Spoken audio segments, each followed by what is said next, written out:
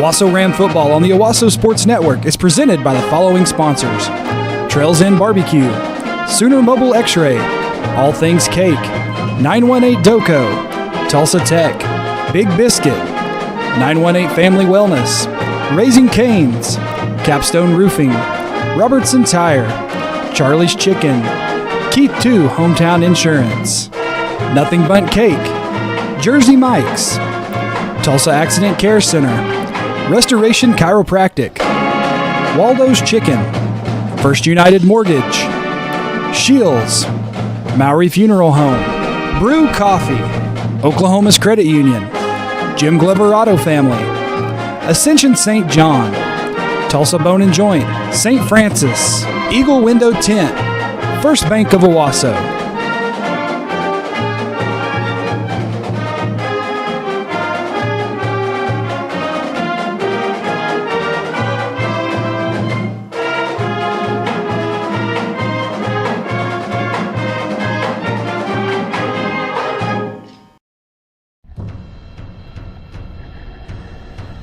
Well, good evening, Owasso fans, and welcome inside the First United Mortgage pregame show here on the Owasso Sports Network. I'm Jared Gallagher, and tonight we've got another heavyweight showdown right here in Green Country. It's your Owasso Rams taking on the Jenks Trojans. With championship pedigree on both sidelines and bragging rights on the line, one team will deliver here tonight at Owasso Stadium, a place that the Rams haven't lost since September 23rd of 2022.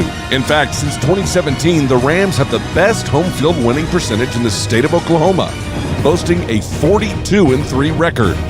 And since Coach Blankenship took the helm that year, the Rams have raised 2 gold balls and played for 2 others. On the other side, the Jenks Trojans carry with them the best large school dynasty in Oklahoma high school football, with 18 state championships in their trophy case. When these two programs line up, it's not just another Friday night. It's power against power, tradition against tradition. For Jenks, it's about reminding everyone why their name still carries some weight in Class 6A. For Owasso, it's about proving to the doubters that they still belong in the championship conversation. Much of that doubt, albeit from outside entities, stems from last week's loss in the quick trip battle of the Burbs. The Bixby Spartans showed why many believe they're a top 5 program in the country, and Owasso wasn't able to recover from some early self-inflicted mistakes. But that game is in the rear-view mirror, and the focus shifts to tonight. And if there's ever a moment to respond, it's against the Jenks Trojans. Let's grab our first break, and when we come back, we'll be joined by the head coach of the Owasso Rams, Bill Blankenship. You're listening to the First United Mortgage pregame show here on the Owasso Sports Network.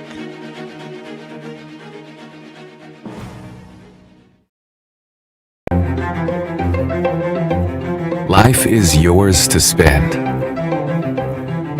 Spend it loving others. Spend it knowing you're loved. Spend it nourishing your body. Spend it strengthening your soul. Spend it planning out every little detail. Spend it knowing you're part of a bigger plan. First United Bank. Spend life wisely. Life is always in our ear about opportunities, exploring them, seizing them, taking a moment to breathe them in. When speed is crucial and completion is the end goal. We gotta move a little faster. But sometimes completion isn't the end, but the next beginning. Tulsa's first, Tulsa's only, Level 1 Trauma Center. We're back on the First United Mortgage pregame show where the Owasso Rams are looking to get in the win column, taking on yet another tough non-district opponent, the Jenks Trojans. And we're joined now by the head Ram in his 8th season at the helm, Bill Blankenship. Coach, thanks for your time. Obviously, tough outcome last week. It doesn't get much easier this week. So what's your message to the team, getting them back in the right frame of mind to compete on Friday night? Well, I think it's important, Jared, for us to not think that we're unusual or special. There's a lot of really good teams that lost in the first week. Nobody likes that.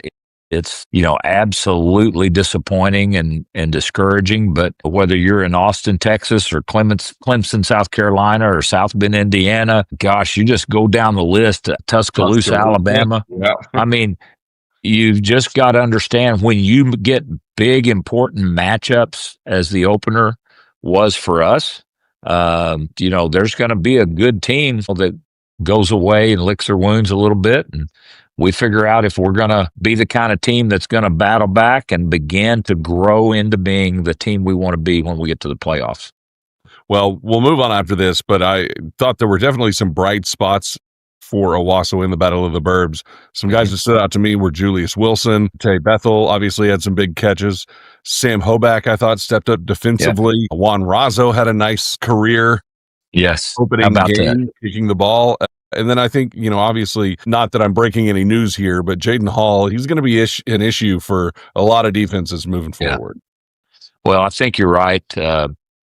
Certainly some positives, The thing that we always have to just really look in the mirror and go, why didn't we play better? Certainly tip your hat to Bigsby. Very good team. They were playing like a really veteran team. I mean, very few turnovers, very few mistakes. They were operating pretty soundly. And we, on the other hand, helped them. Several what I call unforced errors, pre-snap penalties, movement in the offensive line, things that made us go backwards. The bad thing is we were not disciplined enough to operate cleanly. The positive is those are very correctable errors. The things that we looked at film, there was a lot of it that was not a physical problem. Things that we can do better, can just clean it up, and we've just got to go back to work and make sure that we're doing those things. And you've mentioned it before, and I'll say it here again, you make the biggest strides between week 1 and week 2, right? And you finally get some game film of your own team not playing your own defense or your own offense. Right. And so there will be some tremendous strides made. And you're right, there were a lot of unforced errors, a lot of kind of, shooting ourselves in the foot, it felt like, but those are all very correctable, and you would anticipate this crew to right the ship in that regard. Well, I'd like to think so. I think, the guys like Drew Hogan, boy, that's a flash in the past. Drew Frankenfield, okay, our quarterback, and like you've already mentioned some of the skill players, they're going to be really good together. We've just got to get it honed in. Defensively, you mentioned some good names. We were starting 9 new starters on the defensive unit. I think that was lost on a lot of people. We've got some veterans back in Taj and Carter, but they've just got to lead these guys. They're not young. I mean, we've got a lot of seniors, but there's a lot of guys in their first start. So I just think we'll see huge jumps as these guys get their feet wet and are a lot more established. Well, Coach, turning our attention to the Trojans, it's Adam Gaylor's first year as the head man. He's been there a while, but they rolled Edmond Santa Fe last week, 51-7. Trojans, they're historically known, Coach, for their physical play up front, having great linebackers, steady. I would call it a steady, traditional offensive attack. Mm-hmm. What have you seen on film in the small sample size that we have of the Trojans? And is there anything different that you can see that Coach Gaylor's doing that maybe they haven't done in the past?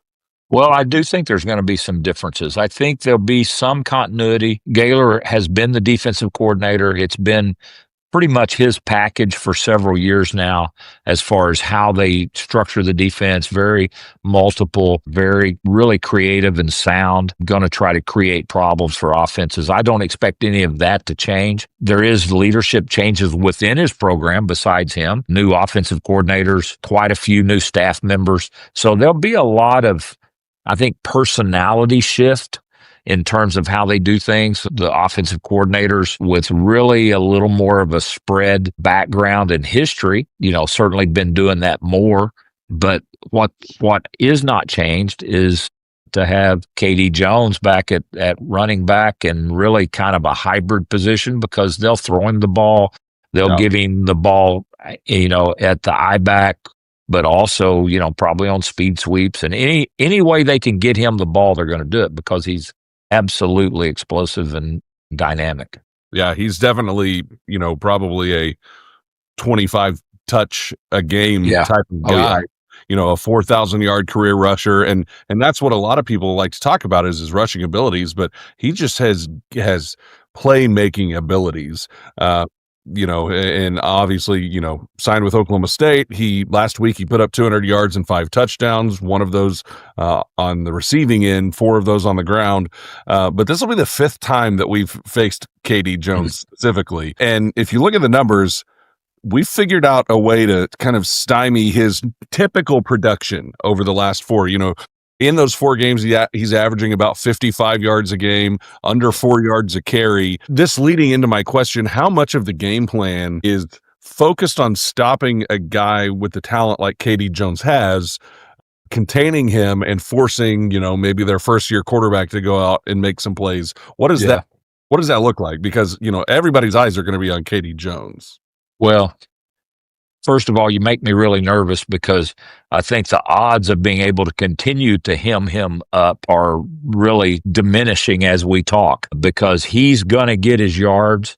He's going to be very creative once the ball's in his hands. And boy, do we want to hem it? Absolutely. There'll be a lot of eyes. I would bet there's at least 22 or 24, if you count coaches' eyes, that are on him on every play, because we know that as the Trojan offense, or as KD goes, the Trojan offense goes that way. But he is not the only weapon. They've got the Dillard young man. They've got several other key players, like you already mentioned, quarterbacks that can throw the ball and run the ball.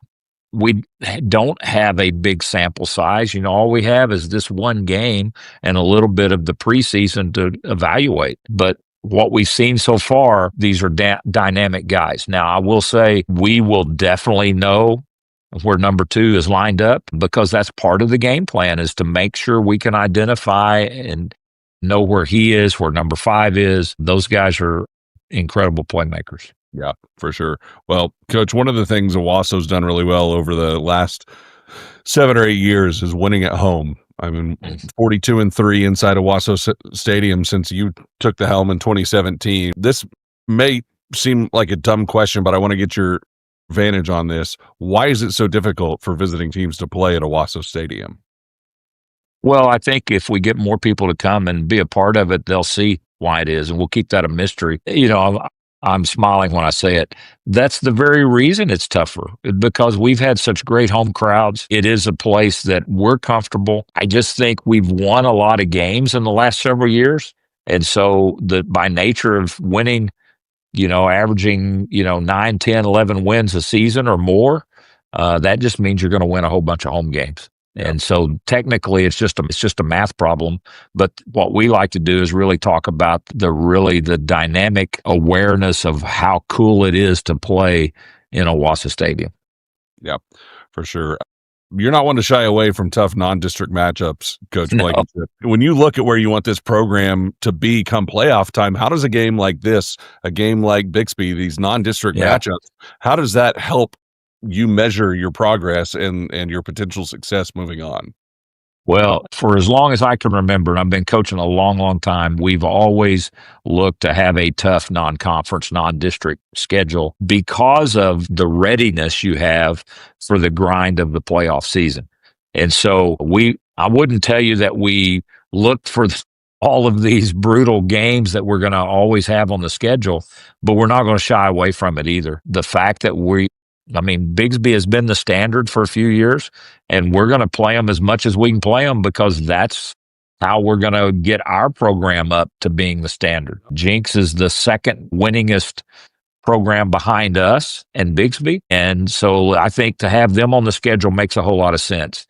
We'll come back and close out the non-district versus Sand Springs, which right now is ranked as the number 1 team in 6A too.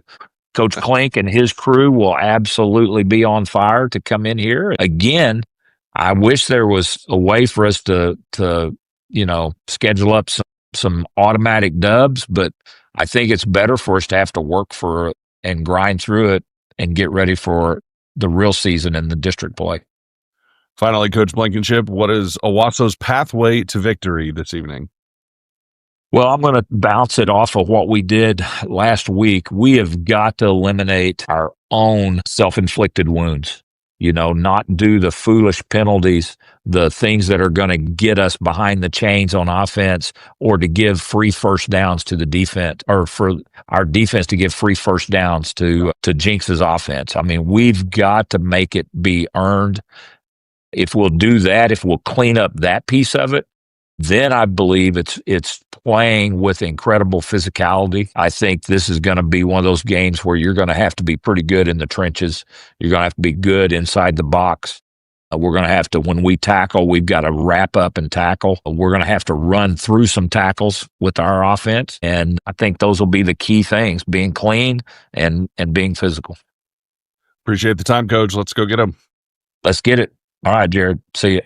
That's Bill Blankenship, head coach of the Owasso Rams. On the other side of this break, we'll welcome in Grant Mowry and the voice of Owasso football, Steve Mowry. That and more to come here on the First United Mortgage pregame show. You're watching Ram Football on the Owasso Sports Network. Hi, this is Ray Adcock with Christian Brothers Automotive in Owasso. This year marks 13 years since we opened the doors for business. You see, our family lives in Owasso, we own a business here, we attend church here, and all 4 of our kids have gone to school here. We live in this community too, and we fully expect that we'll see our customers again at the grocery store, at a local restaurant, or at a Friday night football game. We have a built-in accountability system to our customer base because we also do life in Owasso. So thank you for letting us serve your family by servicing your family car. All in all, there's not a better place to work. Working at St. Francis is... Working at St. Francis is... Working at St. Francis is... It's very fulfilling. The work that we do is hard. The work that we do changes people's lives. It's more than a job. It's more than a job. It's more than a job. It's more than a job. It's a calling. On today's edition of Owasso Rams Trivia, the category is food. Now, for our first question, what are the 4 food groups? Milk, meat, fruit, and bread. That's correct. Wait, everyone in Owasso knows that Charlie's Chicken Chunks are so good. They might as well be their own food group. Judges, are the chicken chunks at Charlie's that good? That settles it. Go see for yourself at Charlie's Chicken on 76th Street, just east of Highway 169. Now let's talk about Tackle Tuesday. I think it's a good idea. If you're not being productive, if you're not being fun, you get tackled. Hey, Sarah, I asked for these reports at 2 o'clock. It is now 2:03. But don't worry, Rambo would never tackle a guest. Well, break time's over. Time to go serve some customers. I'll come over there when I'm good and ready.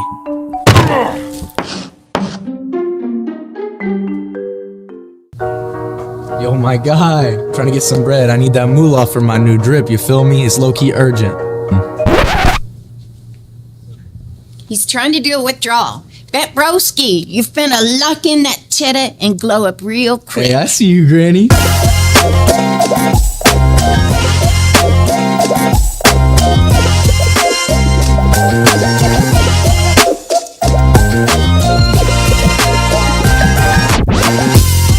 Hey, meteorologist Travis Meyer here, and we're going on up to the First Bank of Owasso camera. And of course, it's Friday night for high school football. Why is the camera moving?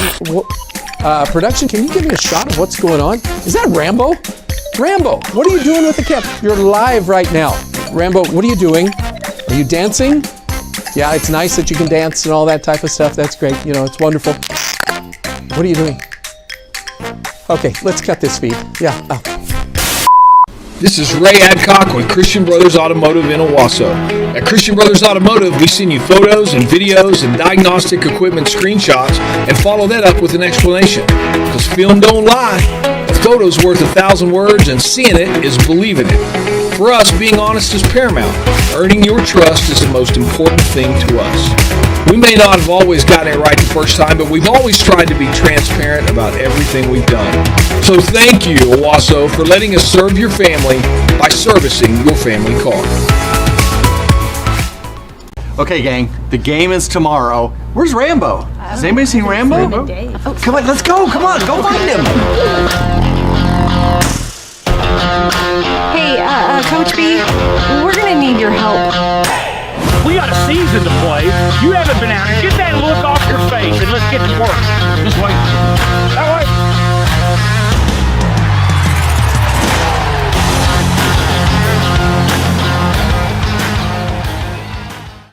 Fast. Whoop. Oh. Okay. All right. Well, you're good at other things. The Folds of Honor exists to meet sacrifice with hope. When U.S. service members and first responders are killed or disabled, the Folds of Honor steps in with life-changing scholarships for their spouse and children. This noble mission holds the power to unite Americans. As we link arms and pledge our unwavering support to those who protect our freedom and our families. Join us. At Jersey Mike's, they slice your order fresh right in front of you. And let me tell you, watching that can send a rush of emotions through a person. Excitement, impatience, baby-like wonder, indecisive, anticipatory chewing, nervous pacing, happy claps, and finally, jealousy, because that's this guy's sub. I should order one. Good idea. Sliced right in front of you. It's a Jersey Mike's thing. A sub above. The trenches, where roads are won. Ram 1500. Quick, tough, relentless, raw strength, no compromise. Ram HD. Haul more, tow bigger, hit harder. These are Ram Power Days. Jim Glover Dodge. My experience coming to the dealership was very friendly, very supportive, and they treated me like family. They treated me like just one of their own. They made it pretty easy to learn how to buy a truck for like a first-time car owner. Knowing that I have a place where my truck will be taken care of by some great people over there, it makes me feel pretty good. I've been here at different times of the day. Mornings, everybody's kind of getting up, but everybody, when I've walked in, has a smile on their face. Afternoon, it seems like the smile never went away. Coming somewhere where it's honest and friendly and you become part of a family when you buy here and they understand your needs. Find your new Dodge, Chrysler, Jeep, or Ram during the Make This the Summer event only at Jim Glover Dodge. Hi, I'm Casey Miller. Hola, yo soy Casey Miller. You guys are ridiculous. Hi, I'm Casey Miller, your dedicated insurance agent. Our team recognizes the significance of clear communication and tailored service. In addition to our expert services, we have Spanish-speaking options and cater to individuals from all walks of life. Our aim is to ensure that every step of your insurance experience is smooth and stress-free. Contact us today at 918-272-8888 for a personalized insurance experience, where excellence in service meets the diverse needs of our clientele. Hey, I'm Keith too, your hometown insurance guy. You know, insurance doesn't have to be confusing or boring. So if your car decides to tango with a shopping cart or your home springs a leak, I'm the guy you want to call. In fact, I'm so confident I can save you money on your current auto insurance that if I can't, I'll give you $25. Yep, you heard me right. $25 straight from my pocket to yours. So when life throws you a curveball, don't stress. Just call me, Keith2, at 918-928-4545 or visit me online at owassoinsuranceguy.com. Let us help you get the insurance you need and deserve for your family. Go Rams! When it's time to celebrate a sweet Owasso Ram victory, nothing will do quite like Nothing Bundt Cakes. From personal buntlets to individual buntinis for the entire team, you'll discover a bunt load of flavor for every occasion. Visit Nothing Bundt Cakes in Owasso, located in the Smith Farm Marketplace. Nothing Bundt Cakes, proud supporter of Owasso Athletics. Imagine a free checking account that finally fits your vibe. No weird rules, no stress, just simple freedom. Visit okcu.org to learn more.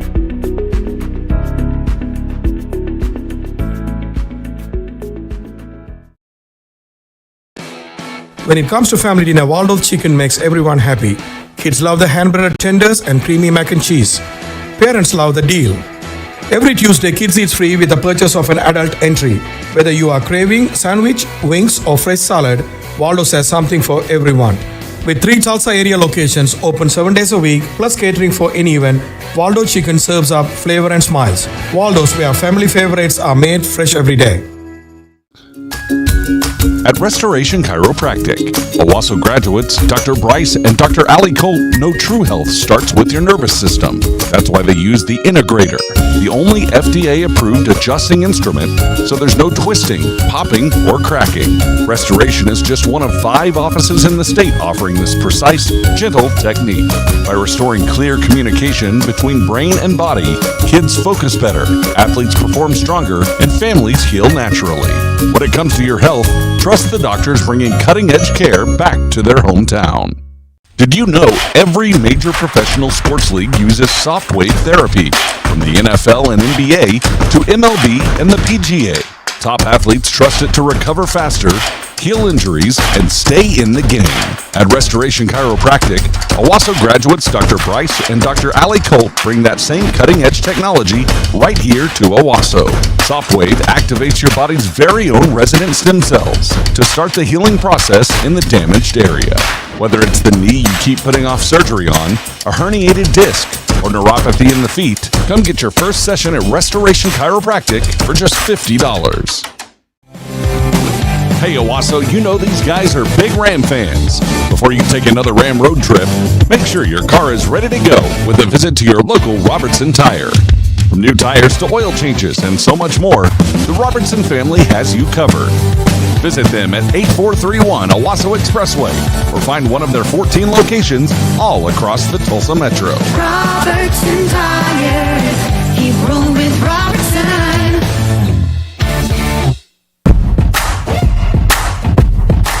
Hey Rams! Shields has your game day essentials for football, volleyball, cross country, soccer, and more. Plus all the fresh fits you need right in one place. From Nike to Hoka to Adidas, find all the iconic brands you love so you can feel and perform at your best. Our experts are here to help you get suited up with the gear and styles that are just right for you. Everything you need at Tulsa Shields, located at the Woodland Hills Mall. Hi, I'm Dr. Caleb Nelly with Tulsa Bone & Joint in Owasso. And I'm Dr. Ian Goodman with Tulsa Bone & Joint in Owasso, and we are your team physicians for the Owasso Rams. Hi, I'm Katie Straffy. And I'm Zach McGinty. I'm Kate Hayes. I'm Destry Millsap. And we are the athletic trainers for the Owasso Rams. Here's some of the services that we provide in the Tulsa Bone & Joint Athletic Training Facility.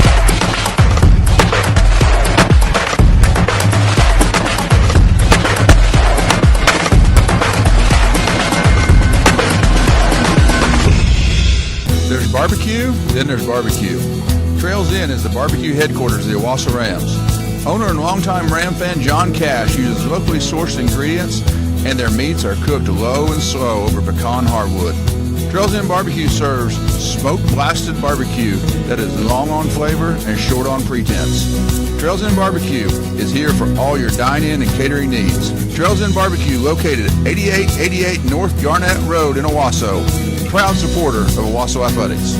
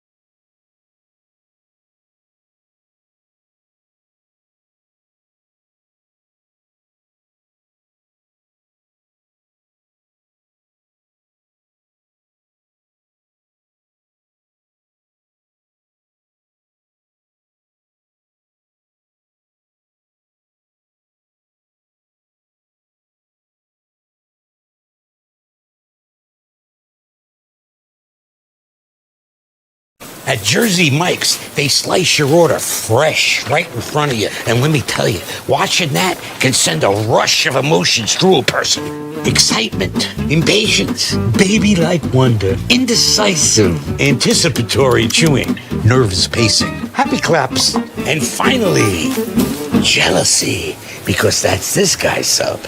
I should order one. Good idea. Sliced right in front of you. It's a Jersey Mike's thing. A sub above. The trenches, where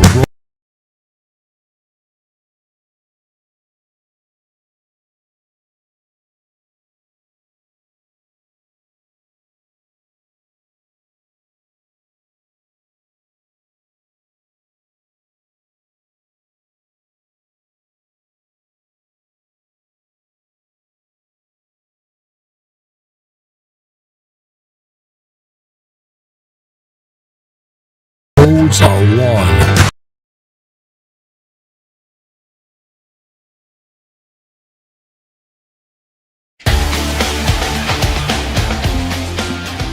Well, good evening, everyone, and welcome to Owasso Ram football. And we've got a dandy one for you here tonight as the number 2 ranked Jenks Trojans will come into Owasso to take on the number 3 ranked Owasso Rams. I'm Steve Mowry alongside my wingman tonight, Grant Mowry.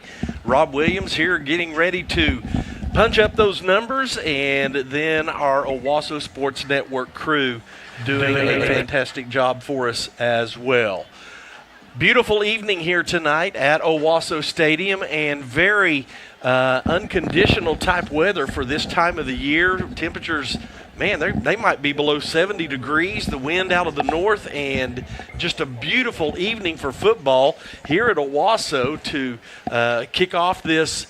It's actually week 1, but the second game of the season for the Rams. And Grant, I can't remember going this early in the season with this cool a temperature. I mean, this is perfect fall football weather. Yeah, I think when we walked out of the office doors today and we're like, hey, it's fall, football season's here. It does feel like a Friday night. Definitely feels like Friday Night Lights, and going to be exciting to get everything underway here. Welcome you into our First United Mortgage pregame show. At First United, we have solutions to meet your financing needs. Whether you are buying or building a home, there are a number of lending options to provide you with the funds you need for the home you want. As we prepare for the national anthem, we're going to take our first break here in the Christian Brothers Automotive broadcast booth. Come back and we'll give you some insight here before the opening kickoff. This is Ram Football on your Owasso Sports Network.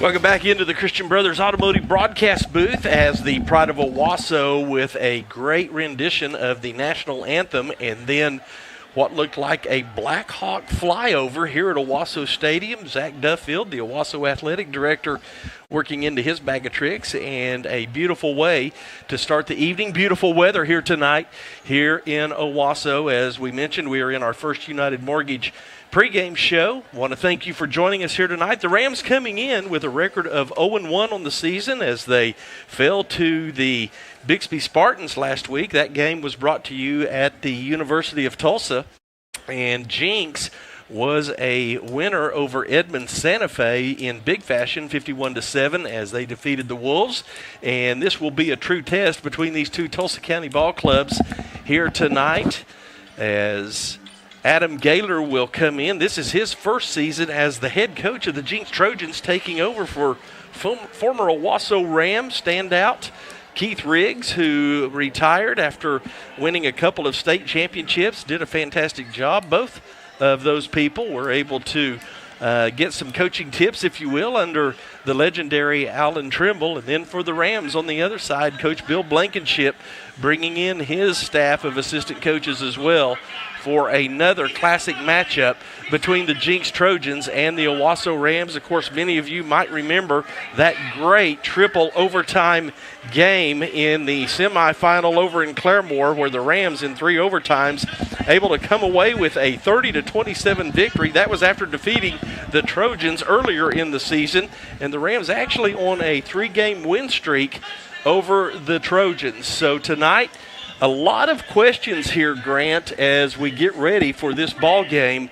We saw Owasso last week, and I'm sure, we get hit with questions throughout the week about, what's up with the Rams? Well, number one, the Bixby Spartans are pretty good, and Owasso got a lot of new members teammates on their offensive defensive side. It wasn't a matter of matchups as much as it was assignments and penalties, but certainly a lot of fixable things for the Rams. They're not as bad as they looked to be last week.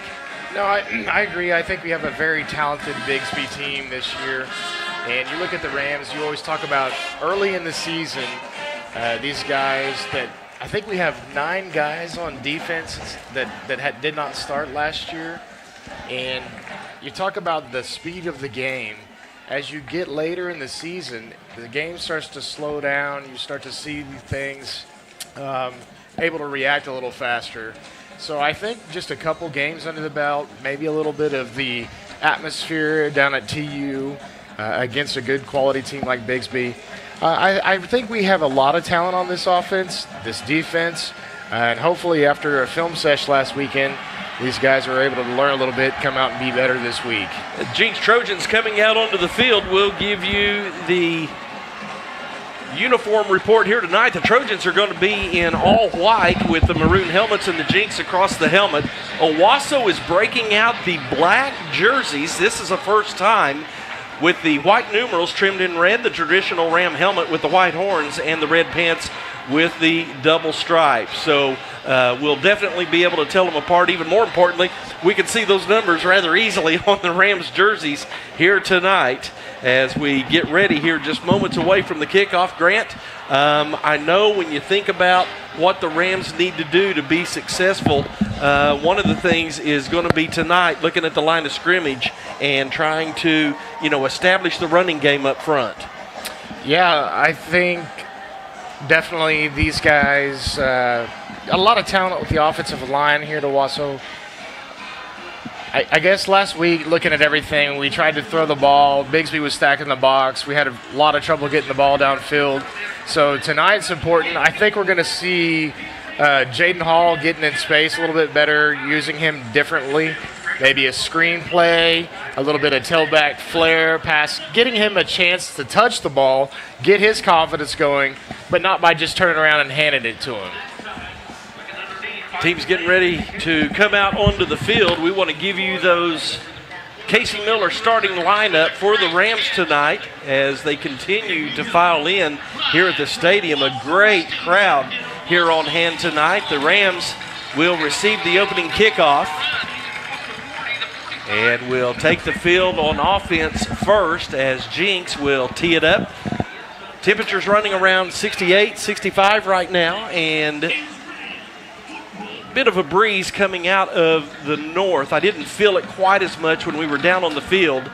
As we get ready here for the opening kickoff, it'll be Griffin McCord teeing it up for the Jenks Trojans. He's a sophomore. A lot of young people starting now tonight for this Jenks Trojan ball club. So he'll be kicking with the wind. Back deep for the Rams, it's the dangerous Tay Bethel. In front of him is Hall. See if they do a high onside kick or if they go deep. This one's going to go deep, but it's going to be picked up by Bethel at the 5-yard line. Comes out to the 10, the 15. Gets caught there at about the 17-yard line where the Rams will take over 1st and 10. Looking at the starting lineup for the Rams offensively, at left tackle will be Brooks Barron. Left guard is Hunter Goodenow. The center, Elon Reagan. The right guard, Darrell Green. The right tackle, Sean Kellogg. The wideouts, Tay Bethel. Noah Hill may not play tonight. We don't know yet. Julius Wilson will be in as a wide receiver. Colton Sudbeck will be the H-back. The running back tonight will be Jaden Hall, and then the quarterback is Drew Frankenfield, as he'll take a quick snap, lines up, back in the pocket, rolls out to his left, looking for an open receiver, looking downfield. He's going to have to tuck and run, and he'll be out at about the 20-yard line. It was 1st and 10, actually, from the 19, so give him a 1-yard gain on the play. Had 2 receivers, one long and one in mid-form here on the near side. The ball on the left hash.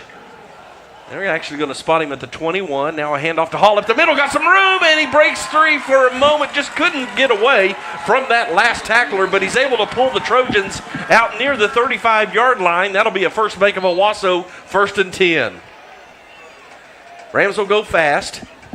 They line up offensively. Out at wide out now is going to be Colby Whiteman. He was injured last week. Good to see him back in the game. Frankenfield, toss out into the flat over to the right. Hall's got some room, cuts up field, gets a good block from Tay Bethel. Hall still moving the pile and gets another Ram first down. I like the scheme that we're seeing so far. Yeah, that's what we were talking about, getting Hall out there in space, letting him use his athletic ability, not just turning and handing it to him. 1st and 10 from the Rams' 44-yard line. 11 minutes on the clock as they are moving the football. Handoff to Bethel here on the near side. It's a sweep. He cuts upfield across the 50. Spin move at the 45, down near the 40-yard line before he's tackled from behind. The tackle made that time by Clark Carricker. And it's another first bank of Owasso, 1st and 10. Rams moving the football right now. But we saw them do it this last week, and they're developing some consistency here on this drive. High snap, Frankenfield reels it in, looks down the middle of the field, and he overthrows his intended receiver. That was for Sudbeck. I like the play call there, just a bit overthrown. This wind could be causing a bit of an issue. Cade Klein was in coverage for the Trojans. So it'll bring up 2nd and 10 from the Trojan 40-yard line.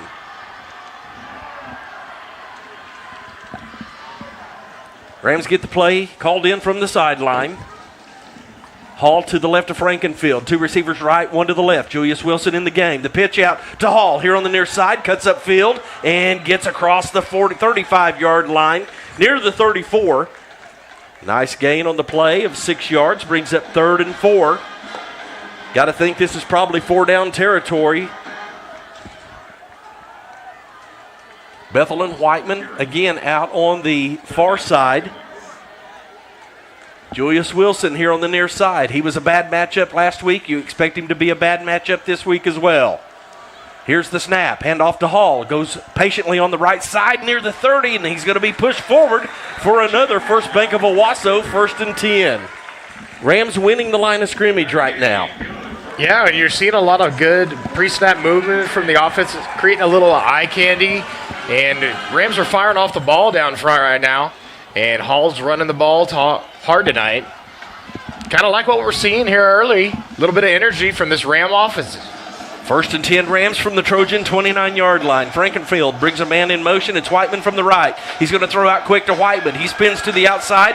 Good block from Bethel, and he's going to be knocked out at about the 25-yard line. So give him 5 on the play. But again, that was sprung by a good block on the outside. Good to see Colby Whiteman get involved in the offense. Yeah, he's doing a good job, and I've saw him a couple times coming back for the scramble drill. He's really trying to find the quarterback, locate the football. Elijah Barber, a sophomore, now in at receiver. 2 on the left, 1 on the right. Hall to the right of Frankenfield. Blitz from the right. The toss over the defender, but Hall has no place to go as he's wrapped up immediately. It'll be a loss on the play as the Rams are probably looking at a 3rd and 10. Well, they're going to say he got 1 yard, so call it 3rd and 9 back at the Trojan 28-yard line. I think we have an equipment issue here with Jaden Hall. He's going to have to come off the field. Chris Safaris will enter the game at running back.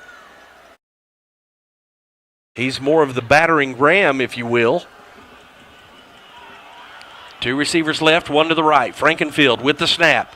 Hands off to Zafaris up the middle. Tries to cut back inside, pulling guys forward, and gets about 4 yards back. So here is going to be 4th, and we'll call it 5. Actually, we'll say it's 7 yards. 8:22 on the clock. Frankenfield with the snap. Now he's going to look to the side. Try to get the play in. Plenty of time on the play clock.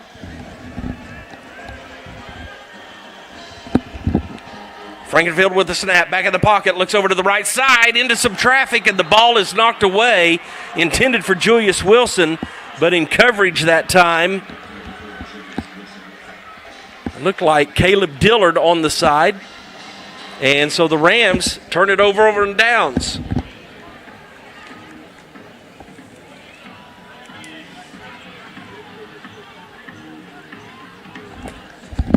So the Ram defense will have to come out on the field. We'll give you that starting lineup as well.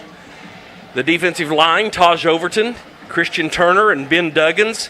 At linebacker is Will Baker, Ryder Karn, and Cam Miller. The corners, A.J. Roberts and Jackson Suggs. Quick snap, pitch out to the left. And nothing doing there for Caden Jones. Good job by this Ram defense. Yeah, we talked a lot about tonight about the Ram offense and the offensive line, but the key to the game tonight for the Ram defense is going to be stopping KD Jones. Another handoff out to the left side and give the gain of about 3 on the play. So the Rams, the defense with an opportunity here for a 3rd down. Try to give you the rest of that starting lineup. The corners, A.J. Roberts and Jackson Suggs. Then Carter Langendorfer, Peyton LeGrand, and Sam Hoback in the deep secondary. Now the Ram defense jumps offside as they were drawn off by the cadence of the quarterback.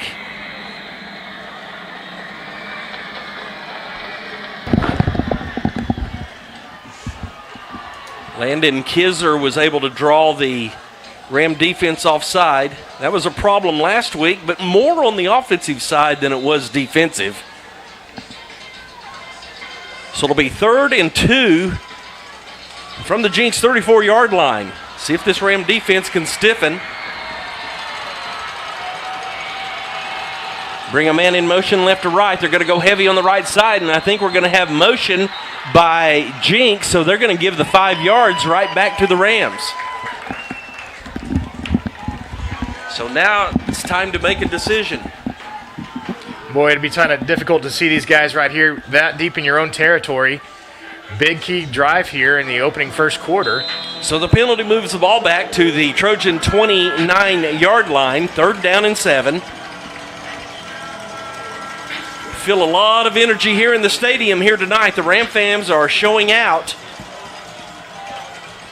Jones in the backfield. He'll come out to the flat.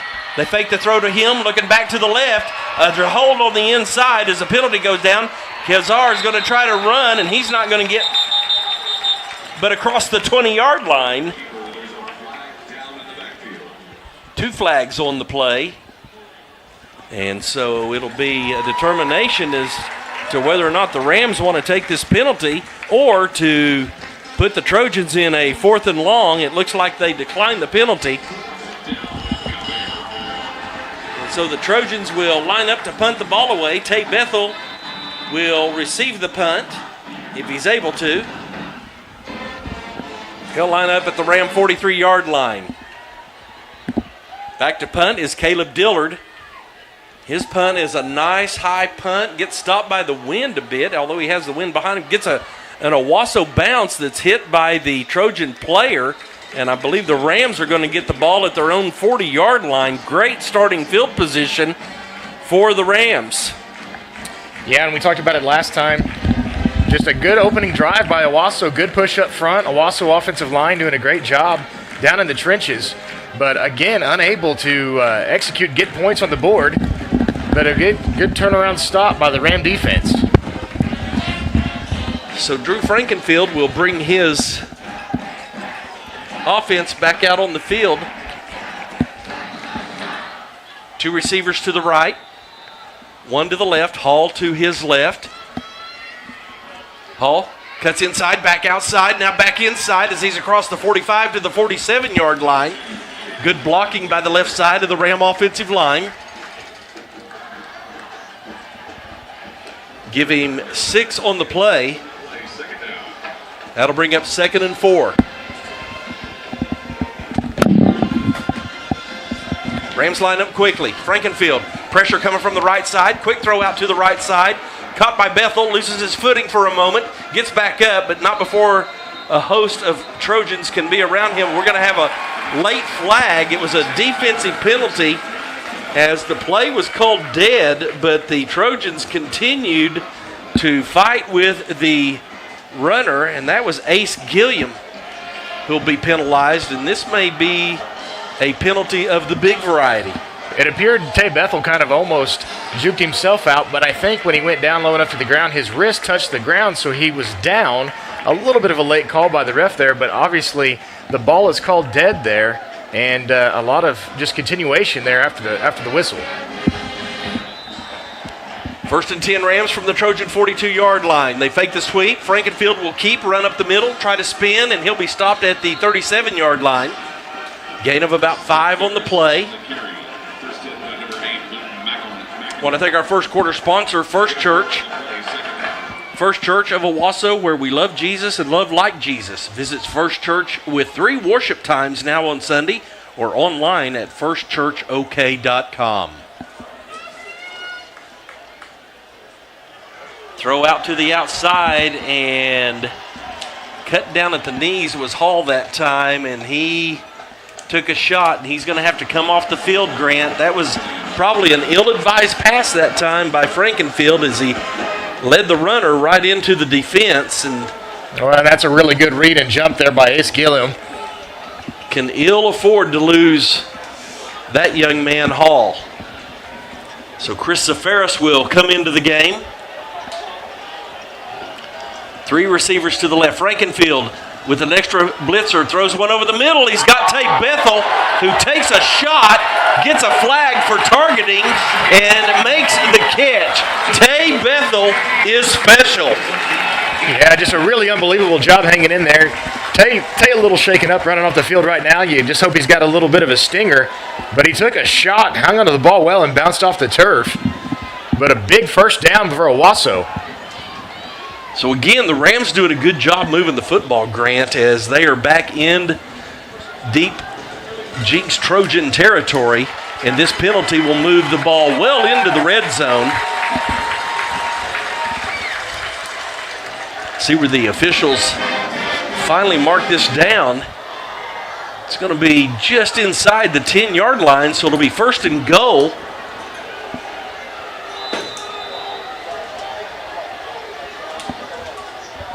Zafaris takes the handoff, goes over the left side, got some room down to the 5, pushing his body forward, and a couple of Trojans with him down near the 3-yard line. 2nd down and goal from the 3. Well, and you're starting to see that offensive line do exactly what we talked about. If you really keep your eyes on them right now, they're just firing off the football. And it only takes 3 yards every snap to be able to convert the football. Well, and Zafaris is usually a guy who can do that for you, as it's good news here as we see Jaden Hall re-enter the ball game. 2 receivers to the left. They'll break the huddle quickly. 1 receiver out to the right. It's a direct snap to Hall up the middle. Touchdown, Owasso Rams. Jaden Hall for the score, and the Rams are on the board first. Well, we're starting to see a little bit of flavor here from this Ram offense, like the shaking things up. The direct snap to Hall there, just enough to time everything off, and a great start, a good finish to a good drive. It started with a great field position, and Rams are on the board. On for the extra point attempt is Juan Razzo. Bryson Francis will hold. I think we had offside on Jenks. It may not matter, and it doesn't, as the kick is good. With 3:31 to go here in the first quarter, the Rams strike first as they lead Jenks 7-0. We'll take a timeout, come back. This is Ram Football on your Owasso Sports Network.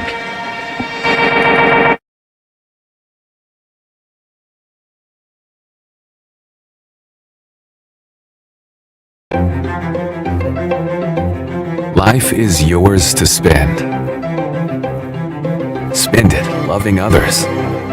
Spend it knowing you're loved. Spend it nourishing your body. Spend it strengthening your soul. Spend it planning out every little detail. Spend it knowing you're part of a bigger plan. First United Bank. Spend life wisely. Life is always in our ear about opportunities. Exploring them. Seizing them.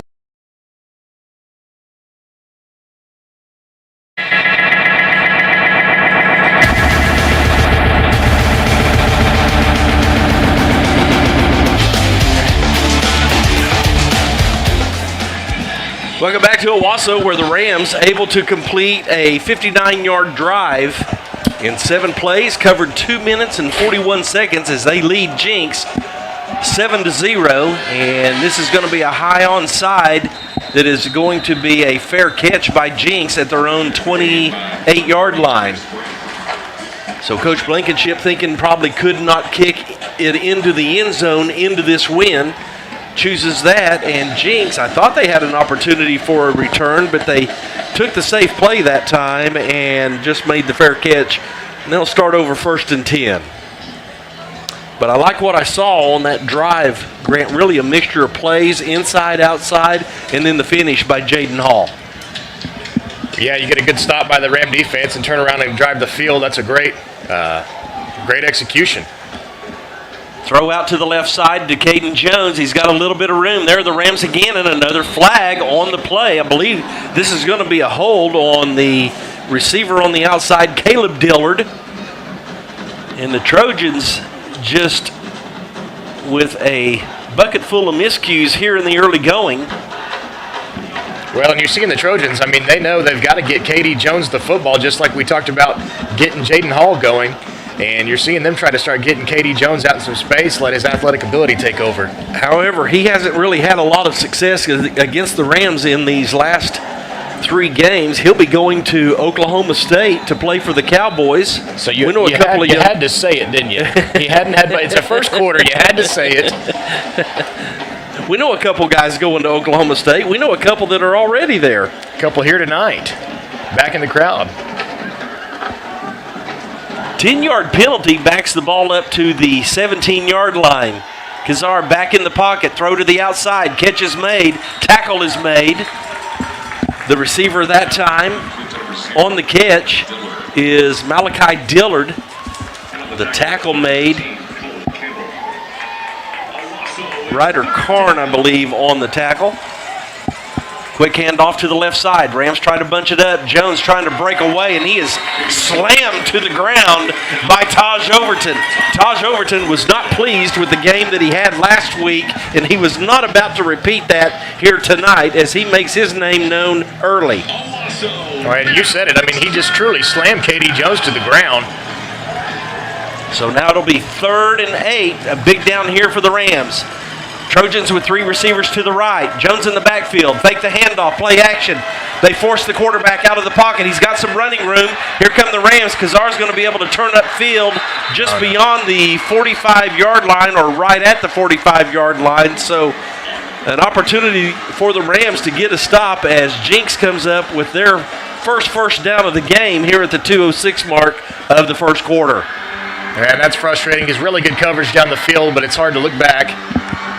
Quick snap, handoff to Jones. Tries to get out to the left side. That's the open side of the field. Another flag on the play in the vicinity of holding. Coach Gaylor is not happy with what is going on with the flags right now.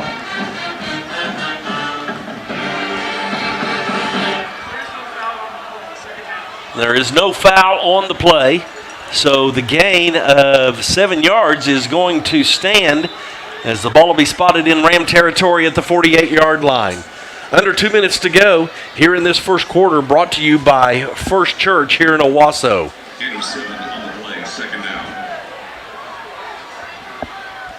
Second down. It'll be a long 3. Receiver to each side. Now they'll bring a man in motion. Kazar fakes the handoff. They're looking for isolation downfield. Got an open man, and the catch is made, and it's a touchdown, Jenks.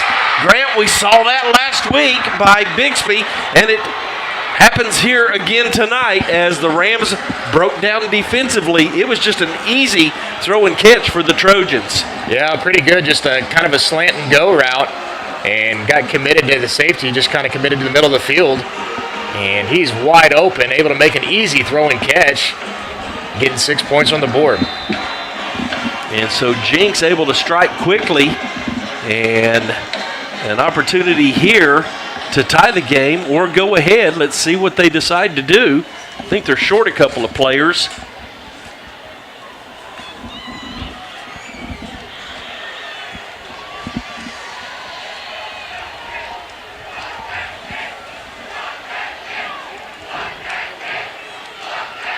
Now they'll get lined up. Carricker with the extra point attempt. It's up into the Pride of Owasso, and I think we had a procedure call. A delay of game against Jenks. They needed an extra player out on the field. So another mental mistake here by the Trojans. Well, and as far as high school football goes, that's a big deal backing up. I mean, even if it's just 5 yards or anything, it's just we don't exactly always have notorious kickers here in high school, but a little bit of wind, like you said, too. So they'll line it up again, this time back at the 15. This kick is up, and it is still good. So with 1:25 to go here in this first quarter, the Trojans come back with a drive of their own. They tie the game up at 7. This is Ram Football on your Owasso Sports Network. Life is always in our ear about opportunities, exploring them, seizing them, taking a moment to breathe them in. When speed is crucial and completion is the end goal. We gotta move a little faster. But sometimes completion isn't the end, but the next beginning. Tulsa's first, Tulsa's only, Level 1 Trauma Center. We're back on the First United Mortgage pregame show where the Owasso Rams are looking to get in the win column, taking on yet another tough non-district opponent, the Jenks Trojans. And we're joined now.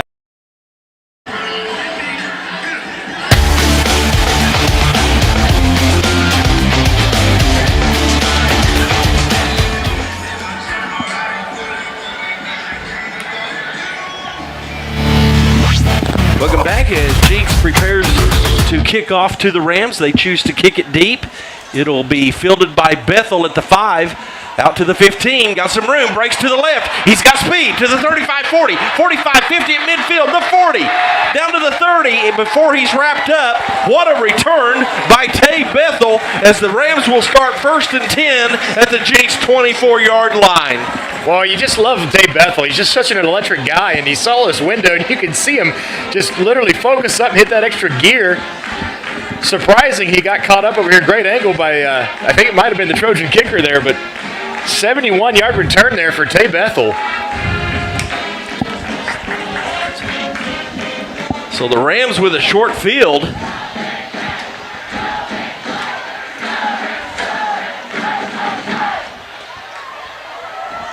Frankenfield with 3 receivers out to his right, ball on the left hash. Julius Wilson on the left side, but they'll hand off up the middle. It's Hall. He runs over a tackler, down inside the 15, down to the 11-yard line. And right now, Grant, you just see the Rams, at least so far through this first quarter, being more physical than the Trojans. Well, and Hall's doing such a great job showing patience there, just letting his blockers develop it.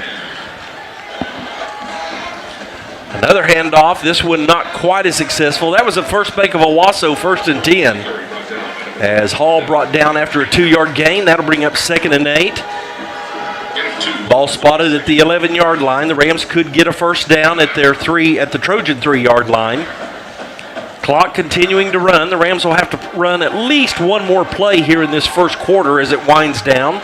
30 seconds. Hall will move over to the right of Frankenfield. 2 receivers out to the right. Now a man in motion. It's Whiteman. Frankenfield in the pocket. Under pressure. Trying to roll out to his right. Throws it into the right side. And the catch is good. Touchdown, Owasso Rams. Well, Tay what Bethel, a throw and catch. Tay Bethel's wide open there. It just, Drew barely gets enough on it. I thought ball looked like it got close to hitting the ground there, but no. Tay's able to scoop it in. And another great, you talk about capitalizing off a great opening return like that. Feeling all the momentum going in and watching these guys celebrate on the sidelines down here at Owasso.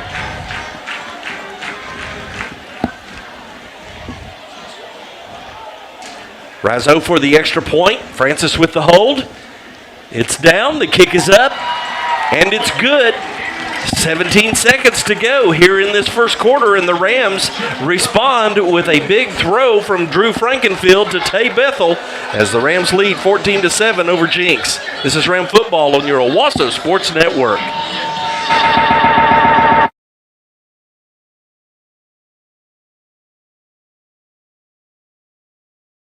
On today's edition of Owasso Rams Trivia, the category is food. Now, for our first question, what are the 4 food groups? Milk, meat, fruit, and bread. That's correct. Wait, everyone in Owasso knows that Charlie's chicken chunks are so good. They might as well be their own food group. Judges, are the chicken chunks at Charlie's that good?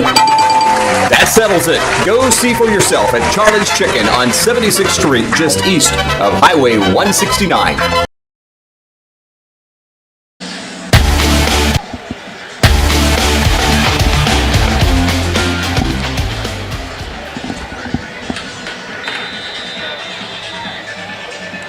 Welcome back to Owasso as the Rams on a big kickoff return.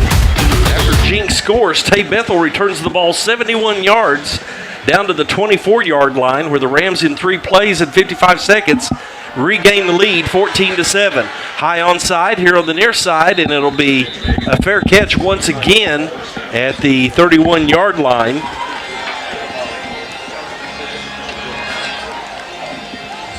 Owasso so far being able to move the ball very effectively against this Jenks defense, and a good mixture of play calling by offensive coordinator Josh Blankenship. Really like what we're seeing here tonight. So Jenks back out on the field. Kazar at quarterback with Jones to his left.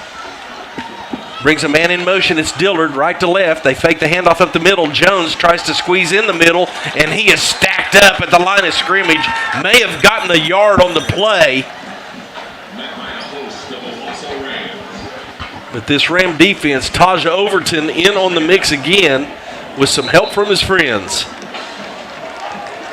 And that will end this first quarter of play. And Owasso able to respond with that last touchdown. They jumped out 7-0. Jenks responds, and then the Rams match it again. And when we head to the second quarter action, it's Owasso 14, Jenks 7. Now let's talk about Tackle Tuesday. I think it's a good idea. If you're not being productive, if you're not being fun, you get tackled. Hey, Sarah, I asked for these reports at 2 o'clock. It is now 2:03. But don't worry, Rambo would never tackle a guest. Well, break time's over. Time to go serve some customers. I'll come over there when I'm good and ready.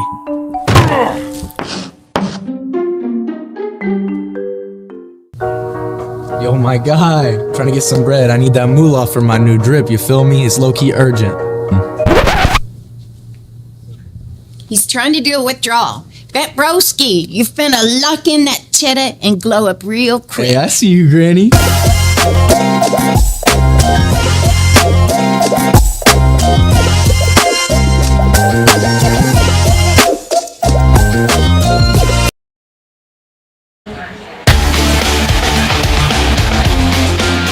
Welcome back to the Christian Brothers Automotive Broadcast booth. Steve Mowry here with Grant Mowry by my side.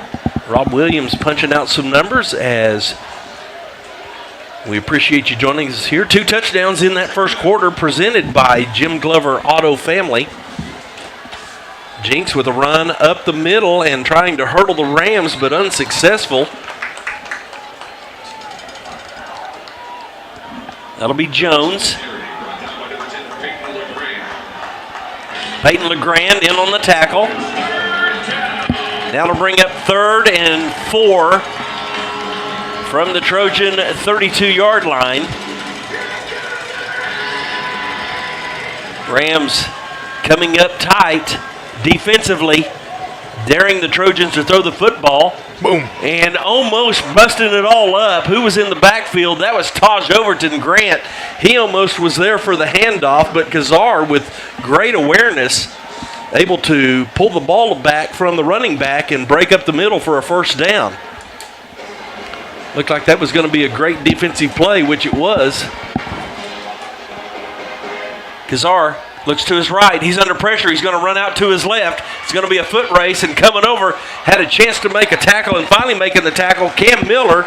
And he got some help from Christian Turner running from the defensive line. I see more urgency by this Ram defense getting to the football tonight. Well, and that's a film sesh. Last week we saw a couple times where had a little trouble on that quarterback spy. That's his responsibility to make sure the quarterback doesn't break out to the edge and make those first-down pickups. And he did a great job screaming right down here, down the 45-yard line, cutting this off at the 44. Multiple substitutions here for the Trojan offense. 2 receivers out to the right. Double tight end on the left. Jones to the right of Kazar. Takes the snap, hand off to Jones. Flag on the play. Jones cuts inside, can't find any room. He's tackled there. Sam Hoback coming up with run support. See what the flag indication is going to be. It'll be a procedure call against Jenks. That'll back them up 5 yards. So the Trojans have kind of been their own worst enemy here tonight. We saw that last week by Owasso. Feels better when it's the other team. I was going to say, I'm almost getting concerned that we're seeing so much laundry. I'm like, okay. Yeah. Usually, but hey. So that'll back the ball up to the Trojan 39-yard line. They need to get to the Ram 48. Kazar with Jones to his left. Brings a man in motion left to right. Fakes the handoff. Looking downfield. Throws down the middle of the field. And the ball is thrown well short. You got to wonder, Grant, as that pass was intended for Malachi Dillard, if that wind is not having some issues with the passes when you're going from the south to the north. That's a pretty good north breeze. No, you're right. I think that's a little bit more of a, I need to get rid of this right now for I see the turf in my eyes. But well, you get knocked down to the ground a few times and you develop more sense of urgency of getting rid of the football. And that puts the Trojans in a 3rd and long, so the Rams keep everything in front of you. Don't break down. 3 receivers out to the right side. Kazar looking underneath. Finds Jones, and he's tackled immediately. The ball is loose, but I think Jenks came up with it. Jones is down on the turf. It was a great hit that time by Ryder Karn. And the trainers are going to have to come out and look at Jones and see if he's okay. K.D. Jones, an outstanding running back for the Trojans, son of another outstanding Jenks Trojan running back, Kewan Jones, who played at the University of Oklahoma. They're going to come out and take a look at him. While they do that, we'll take a timeout with 9:29 to go.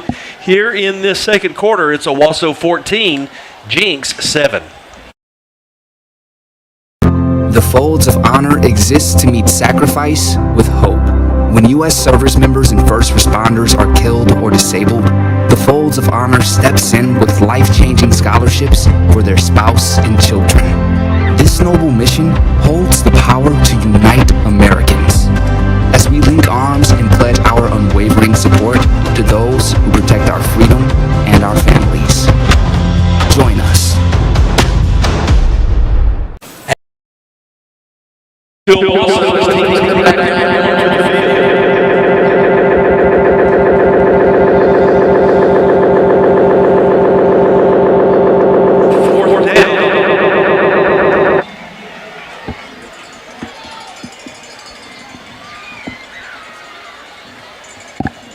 Trojans in punt formation, and it's a low line drive picked up by Tay Bethel, who is hit immediately. Kind of a good decision, bad decision, as he was met rather rudely as soon as he picked up the football. And another good opportunity here for the Rams. Let's go down to the field to Jordan Corfage and see if we can get a report. Jordan. Hey, Steve. Yeah, you talked about that wind earlier, and it's a little deceiving down here. As you look at the flags, the American flag and the number 12 flag over on the east side of the field, it looks like a pretty steady breeze, but as you get further away, as you get closer to the Wellness Center, you really don't feel it, but as you get further away from the Wellness Center, where I am now down on the opposite 25-yard line, you can really feel a pretty steady breeze. All right, Jordan, thank you. As the Ram offense back out onto the field, Frankenfield hands off to Hall, tries to go off the left side, runs into some rough traffic there as Jenks had that well defended. May have gotten 2 yards. They're going to say 1, so the ball, nope, I was right. Don't hear that often. As the ball will be spotted at the 34-yard line, 2nd and 8. Does it count if you tell yourself you're right? I don't know. As long as some family members aren't here, yes. Frankenfield back in the pocket, looking downfield underneath, finds Julius Wilson here on a nice out pattern. A great timing pattern between Frankenfield and Wilson as Julius brings it in. He had a nice game last week, and he'll move the chains for the Rams. That'll be a first bank, 1st and 10. Owasso lines up quickly. Handoff. No, it's Frankenfield on the keeper trying to get outside. He's going to be wrapped up, just go down to the ground. Can they ill afford to let him get hurt? They fake the jet sweep to Tay Bethel, but no one on the interior. That Jenks defensive line was fooled. He'll lose a yard on the play.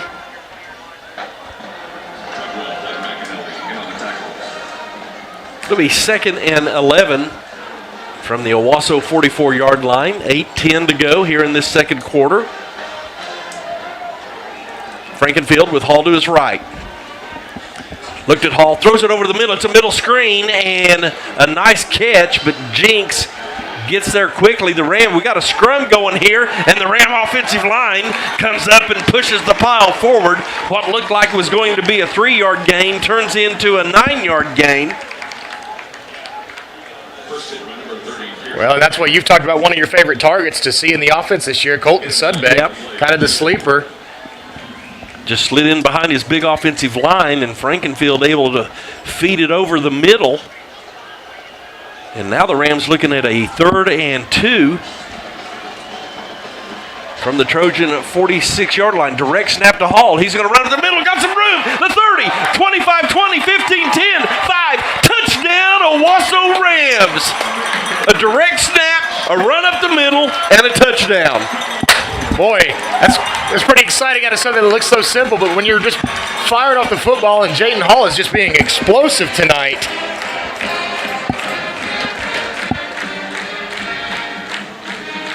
You got to have success when you run between the tackles. That's hard to stop. Was very patient and then just darted through the middle. There was no one in the Jenks defense back to help.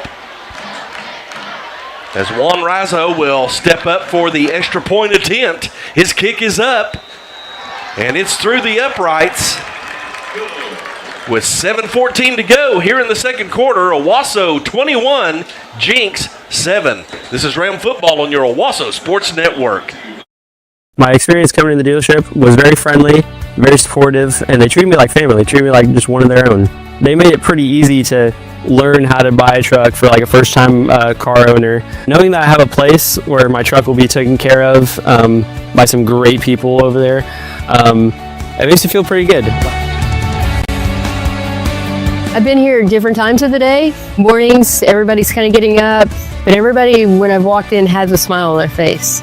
Afternoon, it seems like the smile never went away. Coming somewhere where it's honest and friendly and you become part of the family when you buy here and they understand your needs. Find your new Dodge, Chrysler, Jeep, or Ram during the Make This the Summer event only at Jim Glover Dodge.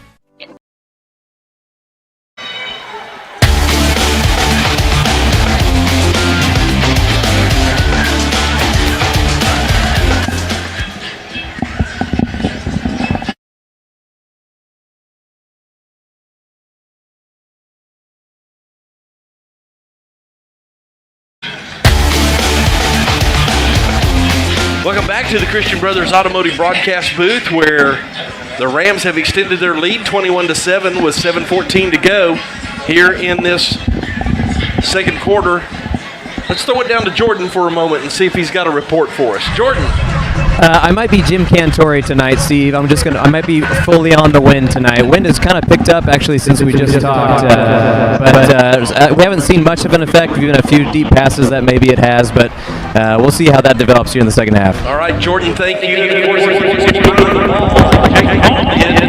have to worry about the wind at all. A 47-yard touchdown run. As Rizzo kicks it off, he's trying to kick it deep into the end zone. Can't quite get it there as it fielded inside the 5, the 15, the 20, and then tripped up just beyond the 25-yard line.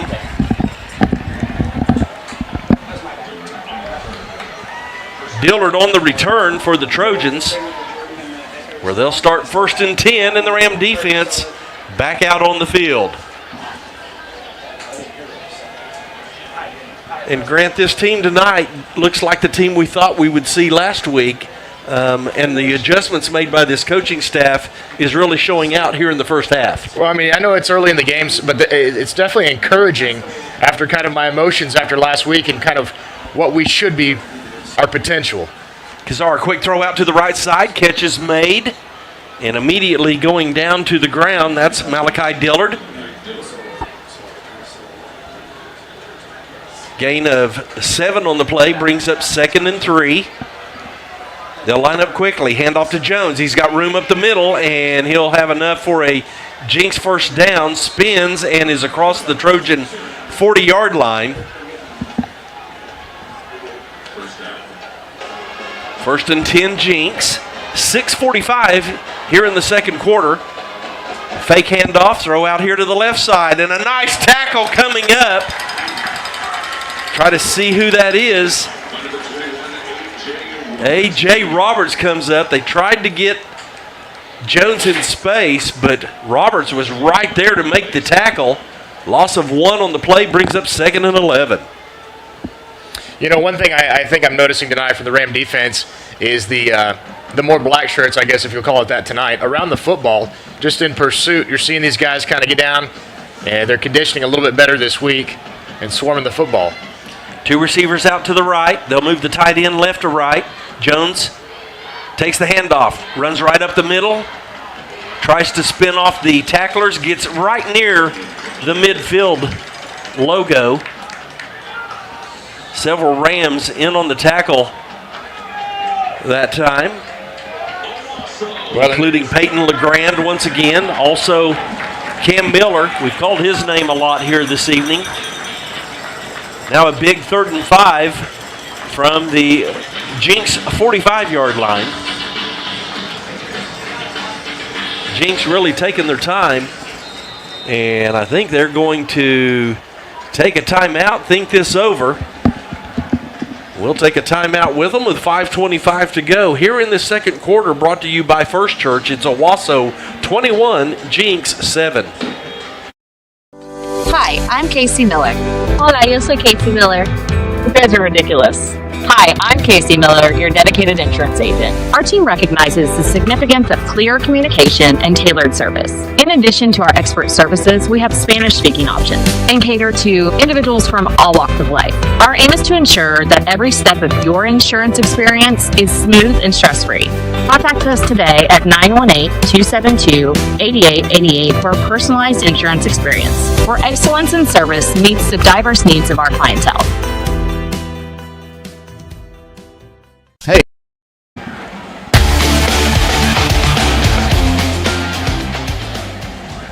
Welcome back here to Owasso. We want to thank you for joining us here tonight, including our fine official watch party sponsor of Owasso football, Waldo's Chicken.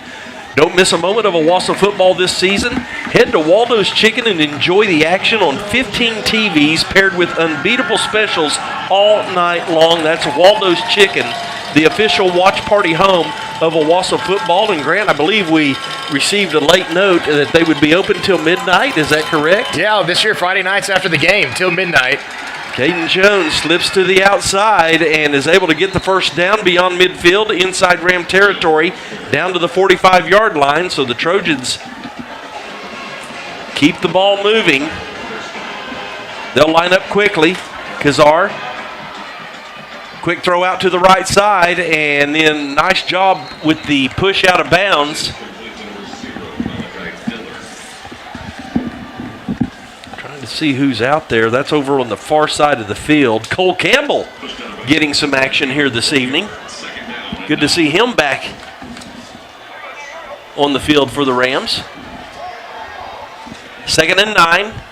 2 receivers to the left. Jones again dances in the backfield, and the Rams have got him corralled, and he's going to lose 2 yards, maybe 3 on the play. That was great containment by this Ram defense. Well, and that's what we were talking about. The guys just continue to swarm to the football. In years past, you've seen those guys make that dramatic cutback and come back all the way to the near side of the field and take those dramatic 50-yard runs. So it'll be 3rd and 11. Clock continues to roll, 4:35. Kazar in the pocket, looks downfield, throws it out to the near side, and Jones is buried. He couldn't make the catch, and coming up is Cam Miller once again, making a great hit on the play. Yeah, Cam Miller's really doing a good job of flying to the football. He's really playing poised tonight. Just sharking out there. So it'll be 4th down and long, and Coach Gaylor decides to send his punt team out onto the field. A great job by this Ram defense. 4:26 to go in the quarter, Grant. Plenty of time for the Rams to put another score on the board. Yeah, you got to watch this right here. It's an iffy territory for a punt. Kick it into the wind.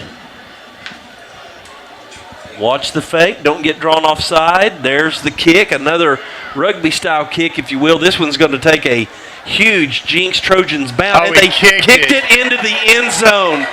They were going to be able to pin the Rams deep in their own territory, and Grant, for some unexplained reason, one of the Jenks players, maybe just lack of awareness as to where the football was, kicked the ball into the end zone. What a break for the Rams.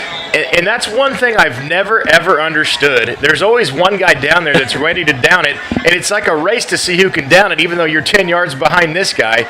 And that's exactly what you get. But you're right, they were going to be able to down that on the 1 foot line. Huge break.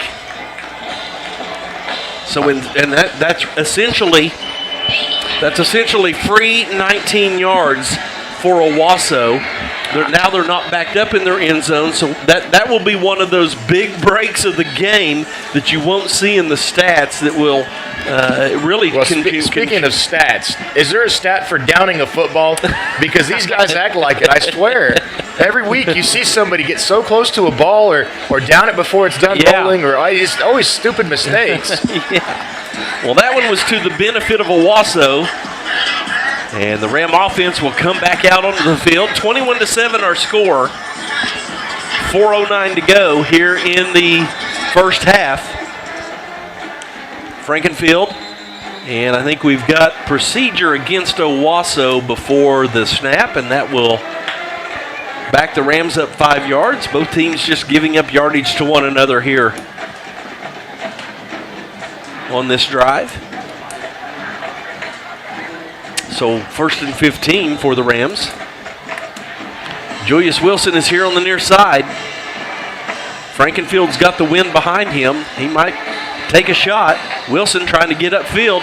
Now they're going to go down the middle of the field. Sudbeck, his pass is overthrown as Sudbeck was unable to make a play on the ball. Of course, that's the end of the field. We talked to Jordan about how not so much wind there. Well, I'd like to see that again. It looked like Sudbeck may have just pulled up a little bit on his route as well. Clock stops at 4:10. Hall to the left of Frankenfield. 2 receivers out on the left side. Hand off to Hall up the middle. Tries to break to the outside, and he's just tripped up before he can get back to the 15-yard line. That is a nice tackle by the Jenks defense. I'm trying to see. Yeah, Clark Carricker did a really good job of flying. Makes a great shoestring tackle. Clark Carricker, part of that Jenks Trojan baseball team. He plays shortstop, also pitched a really nice game here at Owasso against the Rams before losing. He's the nephew of Rejoice Church pastor, Casey Carricker. And before the ball is snapped, Coach Gaylor wants to take a timeout. We'll take another timeout with him. 3:35 to go here in this second quarter. It's Owasso 21, Jenks 7. Hey, I'm Keith 2, your hometown insurance guy. You know, insurance doesn't have to be confusing or boring. So if your car decides to tango with shopping cart or your home springs a leak, I'm the guy you want to call. In fact, I'm so confident I can save you money on your current auto insurance that if I can't, I'll give you $25. Yep, you heard me right. $25 straight from my pocket to yours. So when life throws you a curveball, don't stress. Just call me, Keith 2, at 918-928-4545 or visit me online at owassoinsuranceguy.com. Let us help you get the insurance you need and deserve for your family. Go Rams!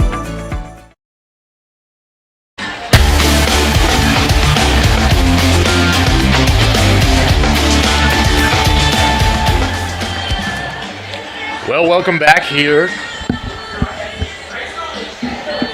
3 minutes, 35 seconds to go here in the second quarter.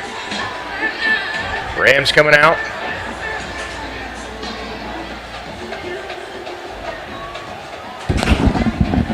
We've got, let's try to see the down marker.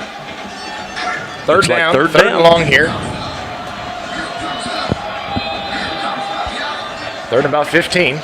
Empty backfield, 3 receivers to the left, 2 to the right. 20 seconds on the play clock.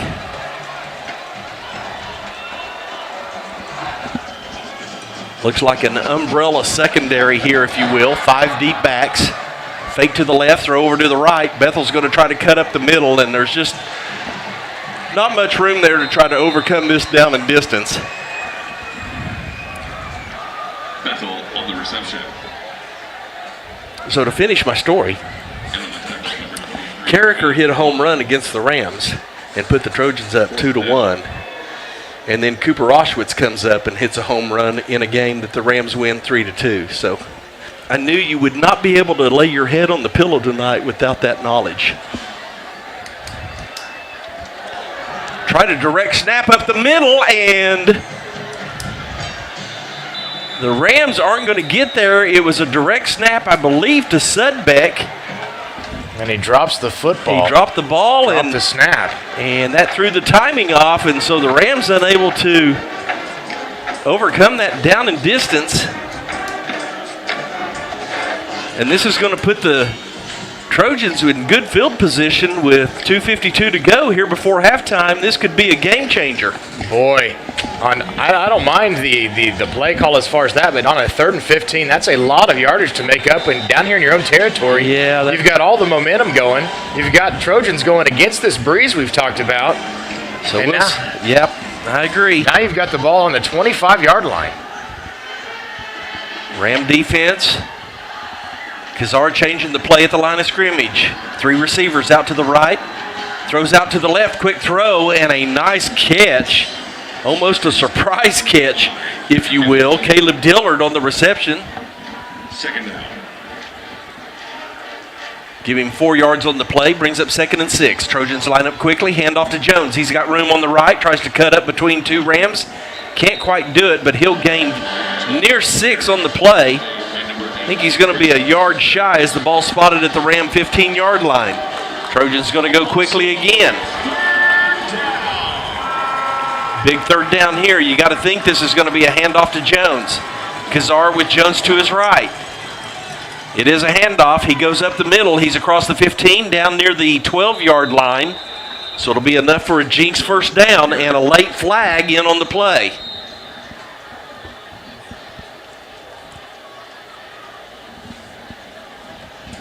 Coach Gaylor may lose his mind on this one. The officials are going to confer. Let's see if they pick this up. They're coming over to talk to Coach Blankenship.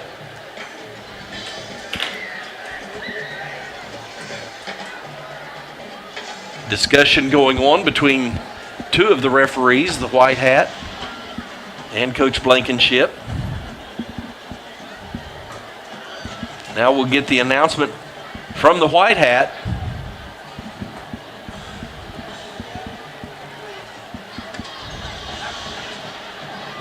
Personal foul against Owasso. Grant, I wasn't able to see anything on the play. It didn't look like any extracurricular that was visible to us anyway.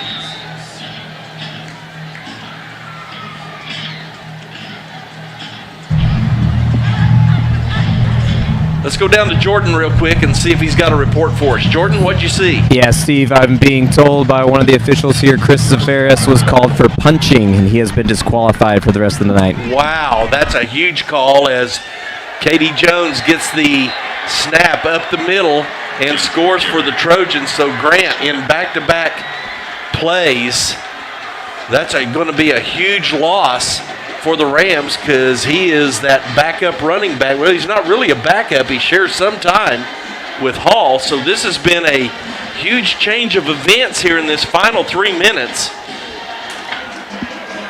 Well, and you just go back to the 4th down fake punt call right there deep in your own territory. And it's a gamble, and the gamble we lost this time. The extra point is good by Jenks, and with 1:44 to go here before halftime, Trojans able to take advantage of the Ram miscue and then the disqualification as they have pulled back to within 7. It's Owasso 21, Jenks 14. When it's time to celebrate a sweet Owasso Ram victory, nothing will do quite like Nothing But Cakes. From personal buntlets to individual buntinis for the entire team, you'll discover a buntload of flavor for every occasion.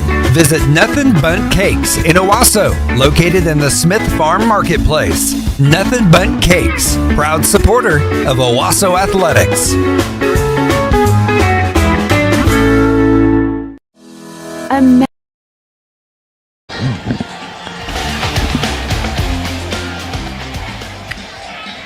Welcome back to Owasso, where the Rams, with 1:44 left on the clock, they would like to stretch that lead back to 14 if they can.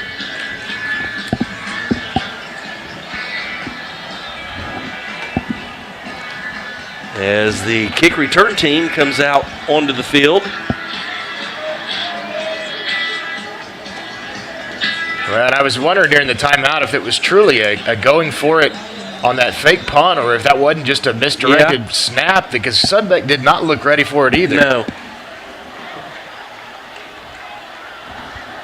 Ball is caught at the 15-yard line. Coming out here to the near side, it's Hall. He's got a blocker in front of him. A good job by the blocker, Tay Bethel, here on the near side, and a good return once again on the kickoff, this time by Jaden Hall. And the Rams are going to have a short field and great starting field position. Well, it kind of looked like a miscue as Jaden Hall lets the ball, he backs up 5 yards, which you're not supposed to do on kick return. But a good poised run out there, and with only 1 minute and 34 seconds left to go in this half, that's a great start and that's a really big return at a big moment. So let's see if the Ram offense can dial up another 7 points before they go into halftime. 1 minute 34 on the clock. Officials bring the ball back to the Owasso 49-yard line. Frankenfield brings Bethel in motion left to right. Now he'll go back to the left. Frankenfield looking for Julius Wilson down the middle, and he just overthrows Julius Wilson, and Drew Frankenfield took a shot that time. He's able to get up and try to shake it off. Well, you're down at the end of the field. We talked about that's where the wind is coming into play, down here in the south end zone. Julian Tugwell lost his helmet, so he'll have to jog off the field for a play. 2nd and 10. Hand off to Hall. Tries to go out to the left. He's caught from behind on some penetration off that left side. Rhett Pangburn, a 6'4", 252-pound senior. And now the Rams looking at a 3rd and 10 from their own 49-yard line. Clock rolling down to 1 minute. So Owasso's going to maybe take their time here. Frankenfield looking downfield, got a nice pocket, and then he's going to be tackled again. You know, that's not a bad job. That's a really smart play to step up in the pocket and just go ahead and, you know, you're going down. You're going to have Jenks take a timeout now because the clock's going to continue to run. So not a bad heads-up play, not forcing the football down the field. Riley Kester, the right guard, playing defense, a 6'3", 300-pounder. Making the tackle. That's not the guy you want falling on top of you. Kester actually played for Coach Bobby Klink over at Sand Springs before moving in over here to Jenks.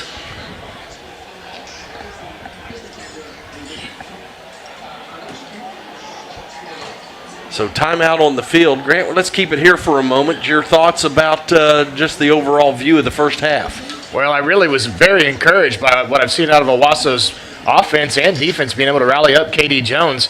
Just a really unfortunate mishap there that kind of going into the halftime, you feel like you've got a great lead, and you know, results of that, you get Zafaris gets disqualified.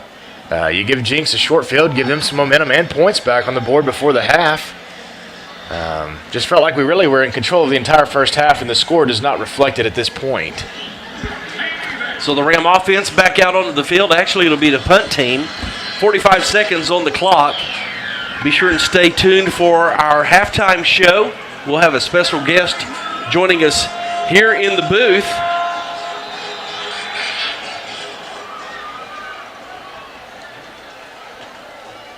Rams in punt formation.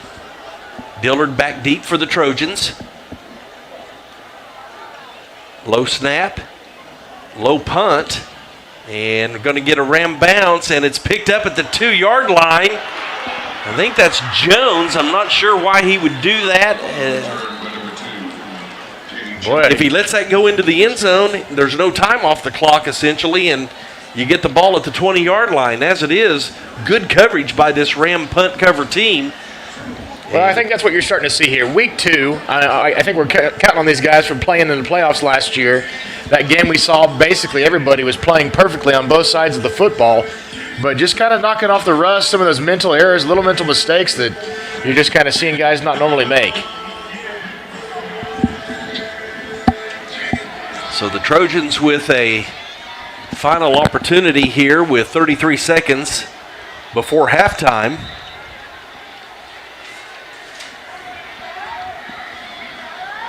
Kazar hands off to Jones. He's got some room. You don't want to let him get loose, or he could tie this up real quick.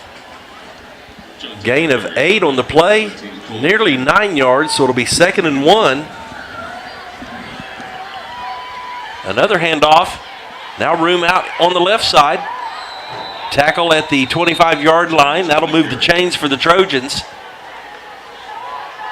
And the Rams have a player down on the field, and that looks like Taj Overton. So the trainers will come out and look at him for a moment. While they do that, we'll take a quick break. This is Ram Football on your Owasso Sports Network. Imagine a free checking account that finally fits your vibe. No weird rules, no stress. Just simple freedom. Visit okcu.org to learn more.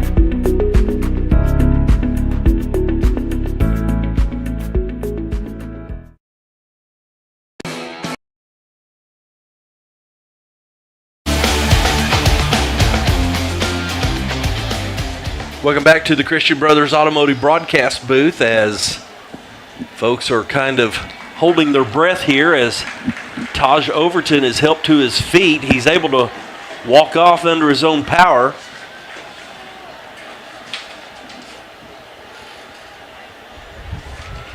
This training team of Owasso trying to make sure that he's okay. He's had a great first half here so far for the Rams. He's going to come over to the sideline with 12 seconds to go here in this first half.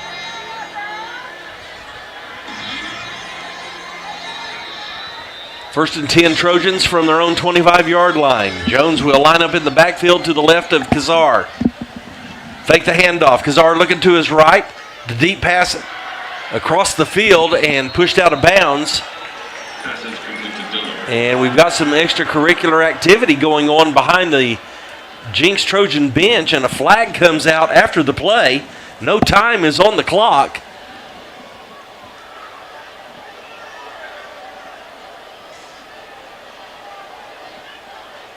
Referees will have to have a conference to figure this out.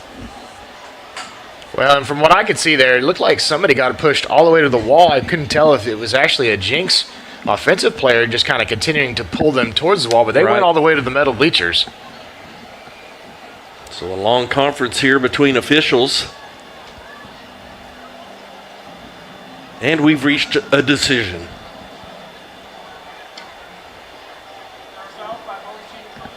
Oh, personal foul on both teams.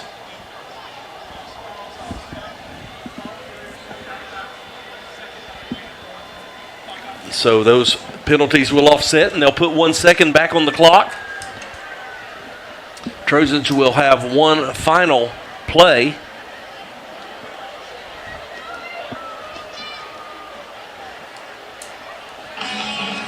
So I like the way the Rams have cleaned their game up more here tonight than what we saw last week. A vast difference here. Yeah, doing an excellent job of staying home and just kind of playing your own assignment, defensively especially.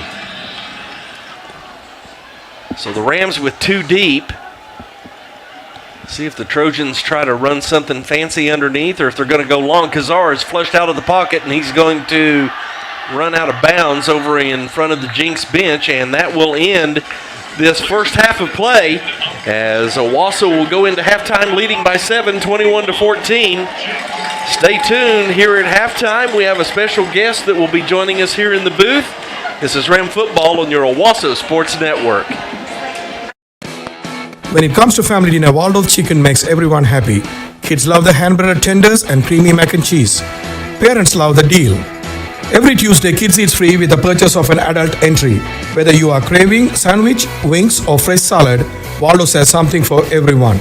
With 3 Tulsa area locations open 7 days a week, plus catering for any event, Waldo Chicken serves up flavor and smiles. Waldo's, where family favorites are made fresh every day. At Restoration Chiropractic. Owasso graduates Dr. Bryce and Dr. Allie Colt know true health starts with your nervous system. That's why they use the Integrator, the only FDA-approved adjusting instrument, so there's no twisting, popping, or cracking. Restoration is just one of 5 offices in the state offering this precise, gentle technique. By restoring clear communication between brain and body, kids focus better, athletes perform stronger, and families heal naturally. When it comes to your health, trust the doctors bringing cutting-edge care back to their hometown. Did you know every major professional sports league uses soft wave therapy? From the NFL and NBA to MLB and the PGA. Top athletes trust it to recover faster, heal injuries, and stay in the game.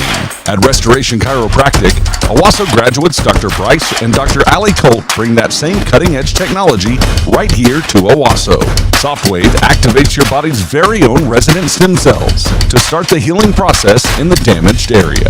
Whether it's the knee you keep putting off surgery on, a herniated disc, or neuropathy in the feet, come get your first session at Restoration Chiropractic for just $50.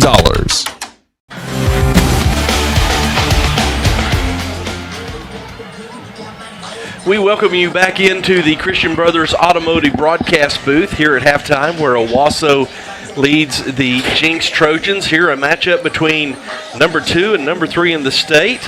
And Owasso on top right now, 21-14. We want to welcome into the booth Owasso Public Schools Superintendent, Dr. Margaret Coates. Dr. Coates, welcome to the show. Great to have you here. Yeah. Some things going on in the Owasso community, and I know this is an opportunity to maybe answer some questions. The bond issue coming up September 9th, wanting to try to establish some things, and I think, things that were included in the previous bond issue that maybe some people weren't aware of. Mm-hmm. You went out, you've talked to the people, you've listened to the people, and there's been some changes made. We've made some changes. We, as you know, in February, we went out and we missed it. Gosh, we just barely missed it by 59 votes. And so we went back and looked at the package. We surveyed our community and surveyed the voters and also all of our parents and staff, and tried to figure out, what do we need to do to change it. And with just missing it by 59 votes, we knew we weren't far off, as far as what our student investment plan consisted of. And so through that feedback, what we found was that the number one concern was the total cost, and then the concern about taxes increasing. Right. And we were trying to increase the millage rate just a bit so we could increase that bonding capacity, even though we didn't think that it would impact taxes. Because we're growing so fast. Owasso is the fastest growing community in the state of Oklahoma, and so we know, our taxes are going to stay low because we're spreading that tax base out.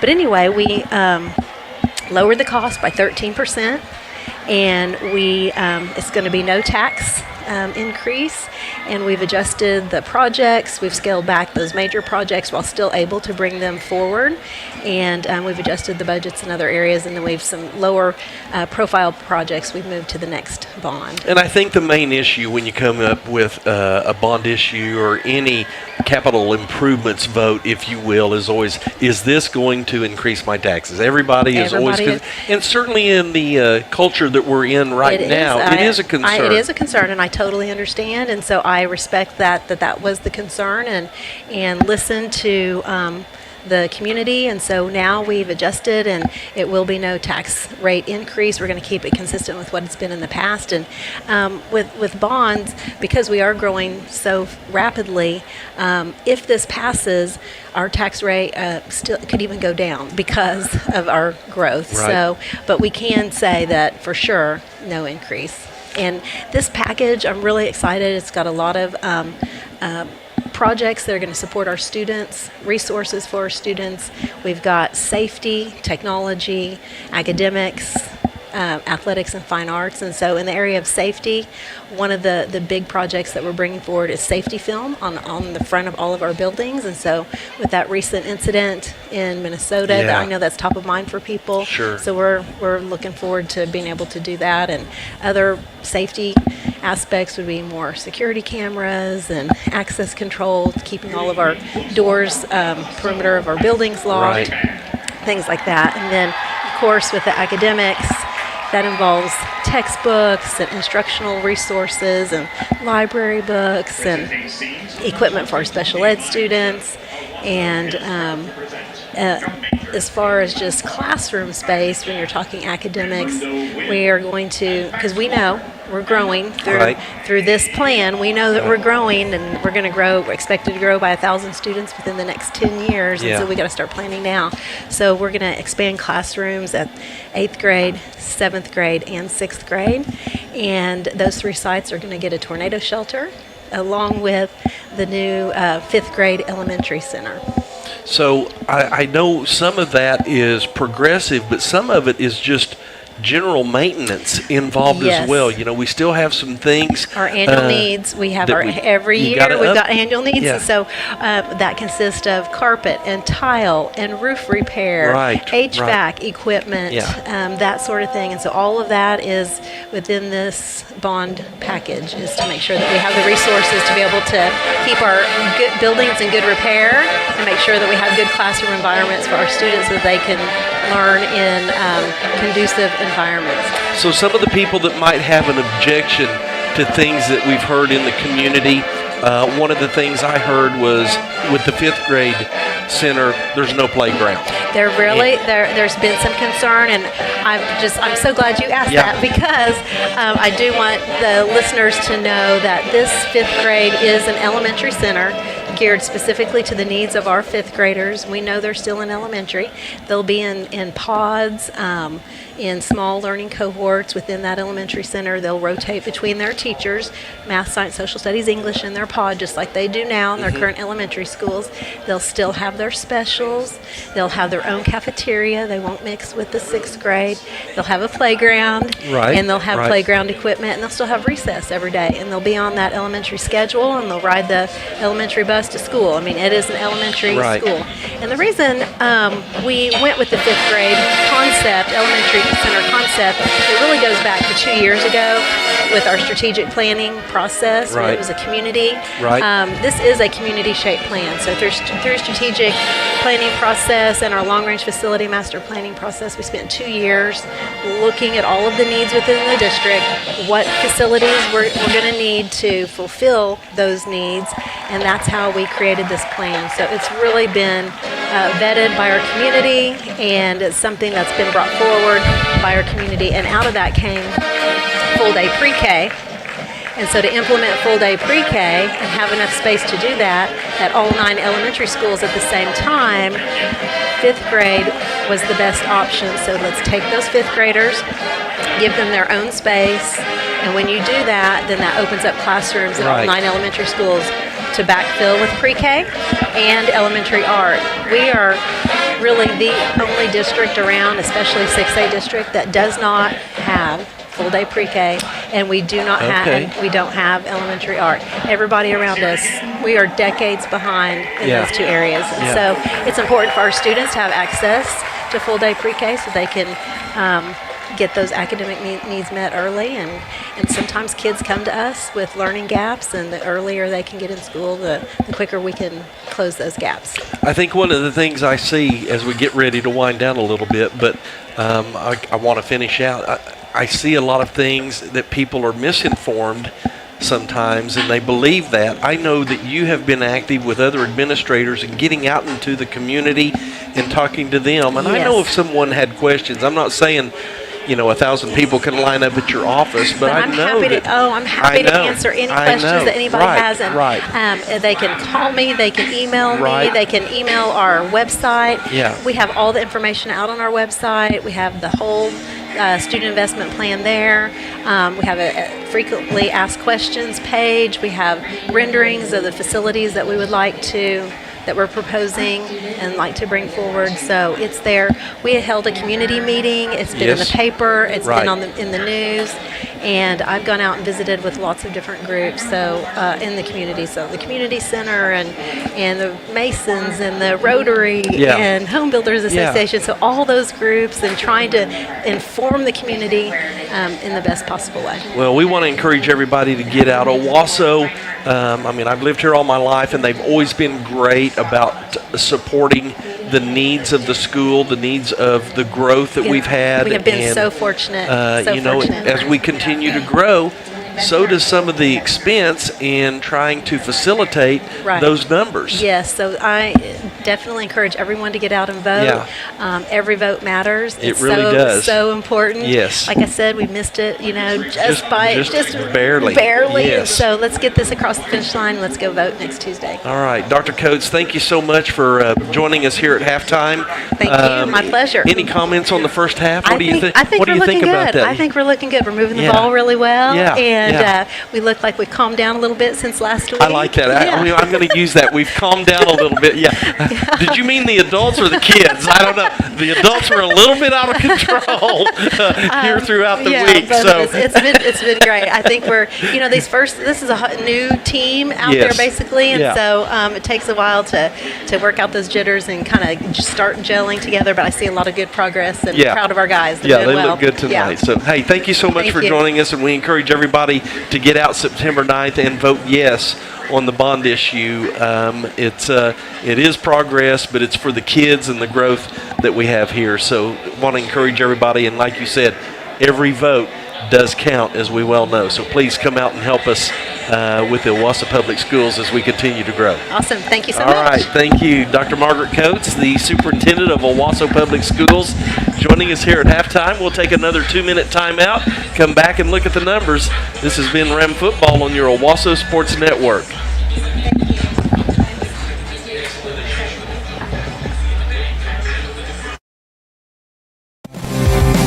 Hey Owasso, you know these guys are big Ram fans. Before you take another Ram road trip, make sure your car is ready to go with a visit to your local Robertson Tire. From new tires to oil changes and so much more, the Robertson family has you covered. Visit them at 8431 Owasso Expressway or find one of their 14 locations all across the Tulsa Metro. Robertson Tires, keep rolling with Robertson.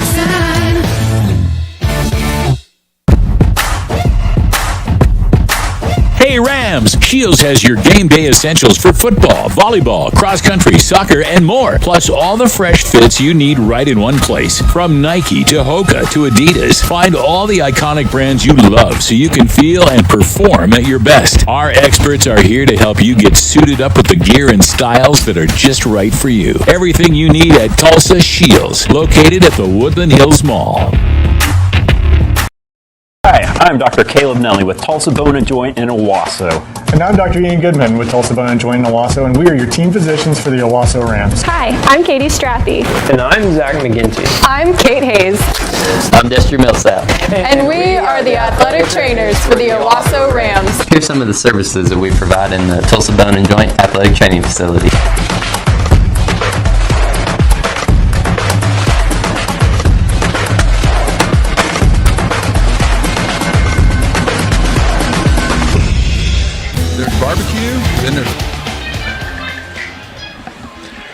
Well, we welcome you back in here to the Christian Brothers Automotive Broadcast booth. We show just under 7 minutes on the clock, but they'll probably add a couple of minutes, which will give us time to talk some numbers here at halftime. Grant, let's look at those. Rob Williams working so diligently over here tonight. Appreciate our Owasso Sports Network crew allowing us to bring you Ram football. The score tonight, you've heard, Owasso 21, Jenks 14. A bit of a surprise here, I guess, is the first downs are close. Owasso with 8 first downs, but they've had a couple of big plays.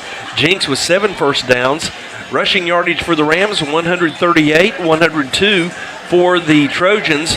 Owasso with 61 yards through the air. Drew Frankenfield is 10 of 14. On the other side, Kazar is 9 of 11 for 82 yards. Total yardage here in this first half, 199 for the Rams, 184 for the Trojans. The average starting field position for Owasso has been their own 39-yard line. For Jenks, it's the 32-yard line, but of course a lot of that is skewed by the failed punt. It was not a fake punt, as we determined. It was just a bad snap that hit the up back Sudbeck, as I got a report from the field earlier. So we identified that incorrectly. However, from our viewpoint, it looked like a bad fake punt, so we're going to take that away. I was right earlier. I was wrong on that one, so that evens out. Penalties, the Rams have been flagged 3 times tonight for 16 yards. The Trojans 6 times for 48 yards. Time of possession almost even, 12:06 for Owasso, 11:54 for Jenks. Third down conversions, Owasso is 3 of 6, Jenks 4 of 7, and neither team has been able to convert a fourth down. Of course, Jenks hasn't tried. Owasso has tried twice, but unable to move the chains. Looking at the individual numbers, Katie Jones with 13 carries for 64 yards and 1 touchdown. Kassar with 5 carries for 35 yards, and he's 9 of 11 through the air, 82 yards and 1 touchdown. That pass went to Caleb Dillard. He has 2 receptions for 52 yards in the touchdown. And then Cato with 1 catch for 2 yards. Malachi Dillard, 5 catches for 22 yards, and Katie Jones, 1 catch for 6 yards. For the Rams, it's been Jaden Hall with the most carries, 10 for 91 yards, and a lot of that came on the 47-yard touchdown run midway through the second quarter, as he has 91 total yards and 2 touchdowns in the game for the Rams. He had a 3-yard touchdown run that opened up the scoring for Owasso. Zafaris with 3 carries for 12 yards. He was disqualified from the game, so he will not be available next week as the Rams will host the Sand Springs Sandites. So that's really a great loss, and we'll need to talk to Coach Blankenship about that further at our breakfast on Wednesday morning and get the rundown on what was involved in that. Drew Frankenfield has 3 carries for 12 yards.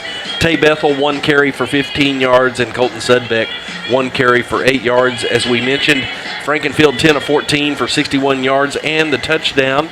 That pass going to Tay Bethel from the 11-yard line.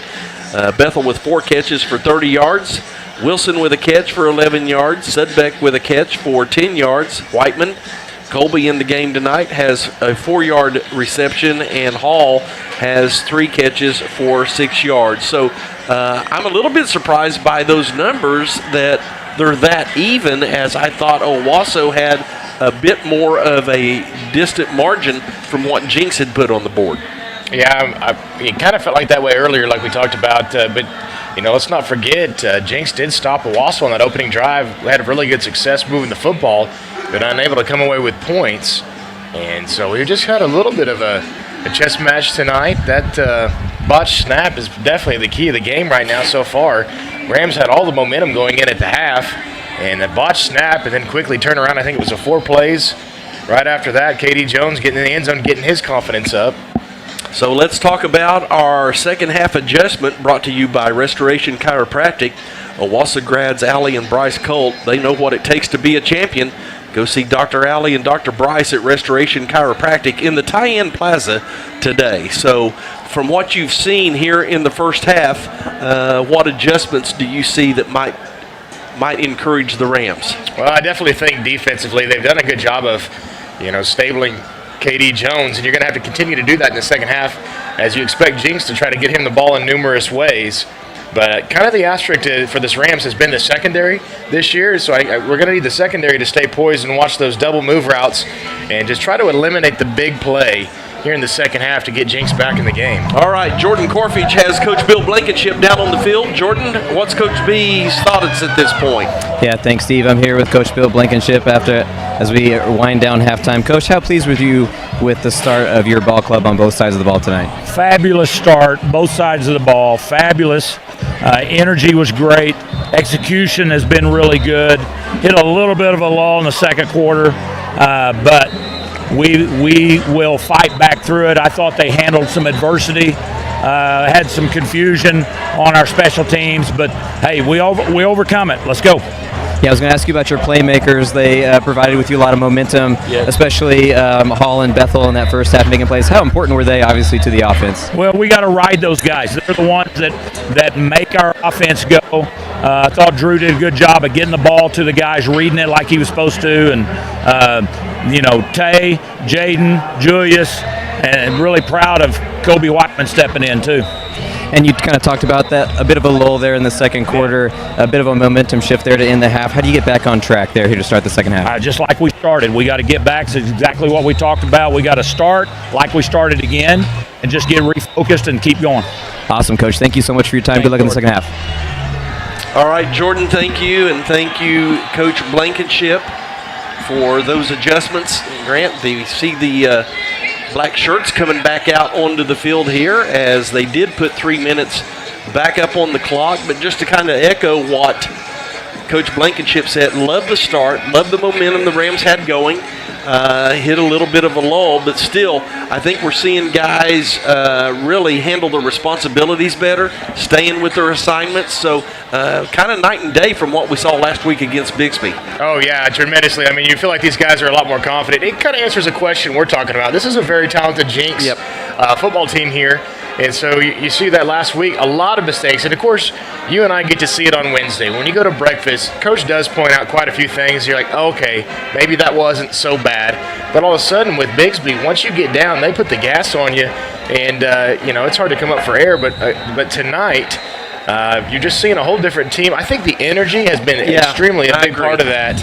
And one big thing I would be curious to see in the second half is I would love to see Julius Wilson get connected with, get kind of Drew Frankenfield and Julius Wilson going together. Yeah. Because those guys, once they figure out how to connect, I think they could be pretty dangerous. So just excited to see these guys moving forward. And, second week of the year, it'd be exciting to see these guys come out and see if they can start fast again.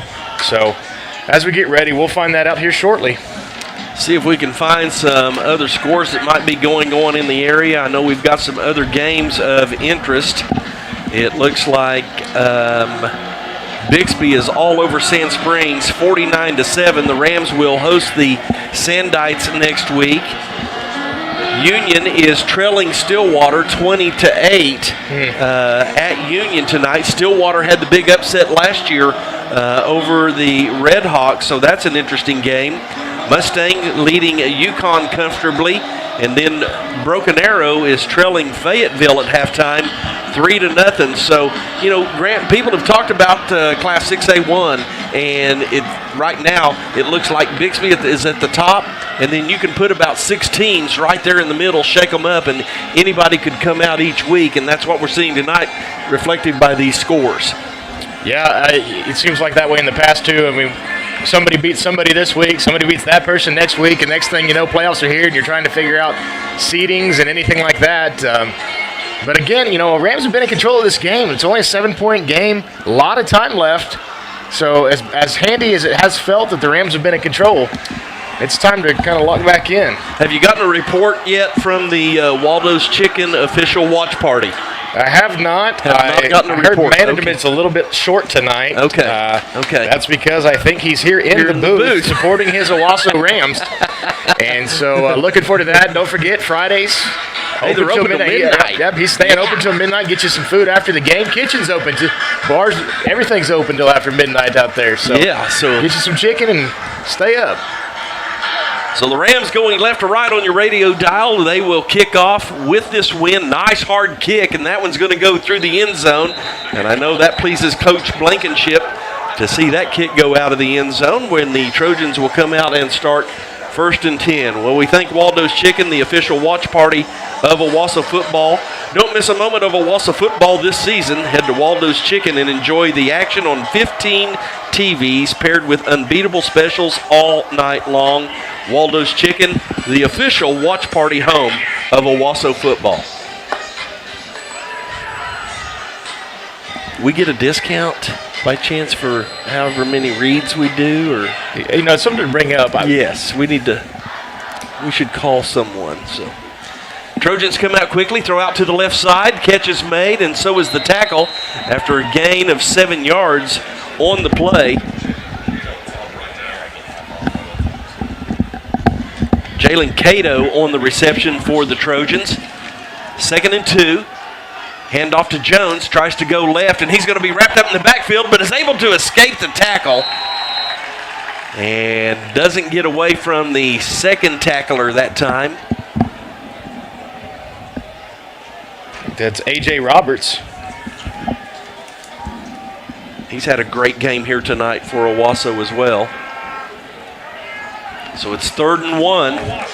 Again, Grant, you got to think this is Katie Jones territory, so the Rams are going to crowd the line of scrimmage. The handoff to Jones. He's got room up the middle, and he is just caught by Ryder Karn, and that'll move the chains for Jenks as he's able to fall out past the 35-yard line. 1st and 10 at the Jenks 36. They're going to go quickly. Handoff to Jones again. He's going to try to go left and spins before he's tackled. Really working the left side. That is Bo Bright at left guard, who is 6'7", 295, and Adofe Oruru, 6'5", 311. Gain of 5 on the play, brings up 2nd and 5.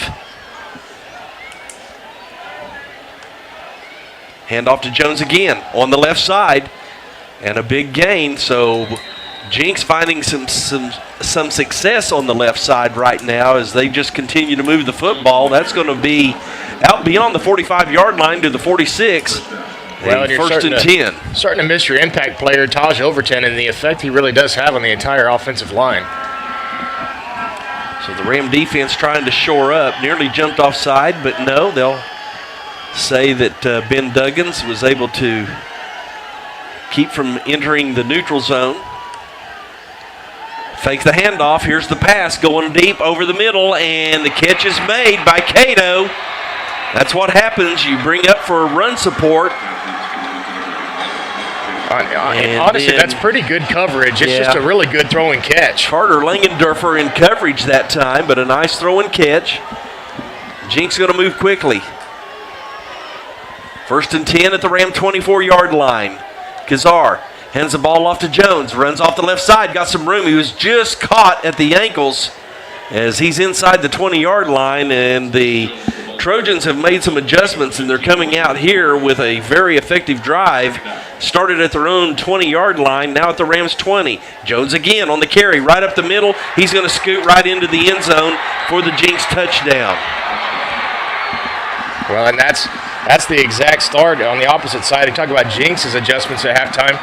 You're just going to give Katie Jones the rock and just feed him all night, especially in the absence of Taj Overton. And the Trojans are an extra point away from tying up this ball game.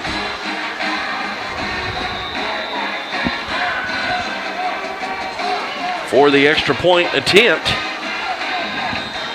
it's up, and it's good with 9:16 to go here in the 3rd quarter. We are tied at 21.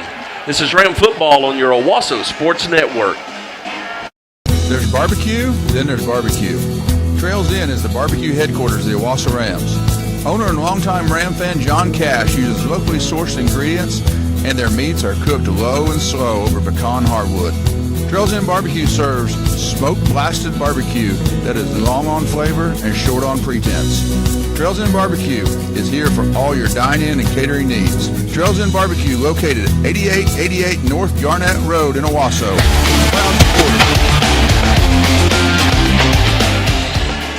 Welcome back into the Christian Brothers Automotive broadcast booth, where Jenks has gone on an 80-yard drive. It took 8 plays in 2 minutes and 44 seconds, capped by a 20-yard touchdown run by Katie Jones, and Jenks Trojan offensive line took over on that drive. Rams will receive the kickoff. Tay Bethel is back deep, and we've got whistles before the play. Not sure. I don't see a flag. Yes, there was a flag here on the near side. I believe that's going to be offside against Jenks. So that'll back them up 5 yards, kicking into this north wind. Tay Bethel, Jaden Hall, and Carter Langendorfer back deep for Owasso. So now Bethel's going to line up just inside the 20-yard line. Langendorfer and Hall at about the 25.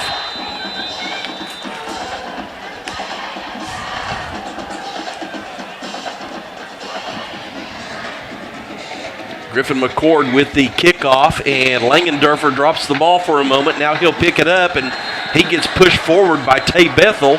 And now Langendorfer is down on the ground for a moment, shaking his right hand.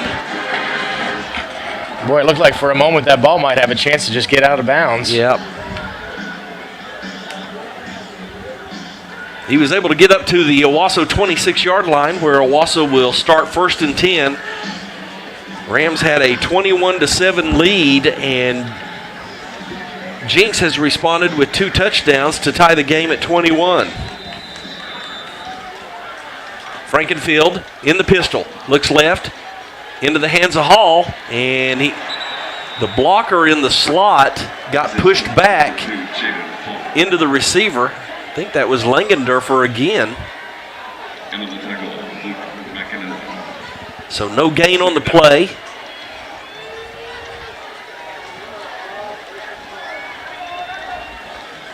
Two receivers right, one to the left. Hall, the running back. Langendorfer in the pocket. Quick out here on the near side. Langendorfer with the catch, and he'll be rolled over at the 32-yard line. So he'll be able to get about half of the yardage needed for a first down. A big third down here for this Ram offense, Grant. They really need to overcome this. Well, you talk about starting fast, and you can't start fast if you just punt the ball away on your first possession. Right. Rams taking their time. 8:15 on the clock here in this third quarter, brought to you by Eagle Window Tint. Frankenfield in the pocket. Good protection, lofts it out to Hall on the left side. Got some room near midfield into Jenks territory down to the 40-yard line. A great catch. I thought Hall might get caught there for a moment. He was able to evade the tackler and move the chains. 1st and 10, Owasso at the Jenks 39-yard line. They'll line up quickly.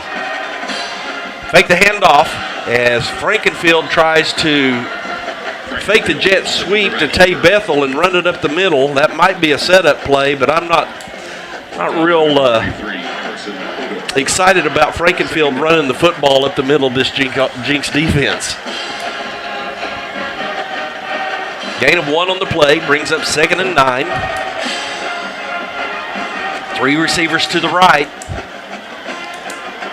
Hall with the handoff up the middle.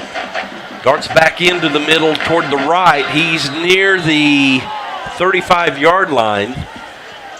Hall on the carry. So another third down here. The Rams try to overcome.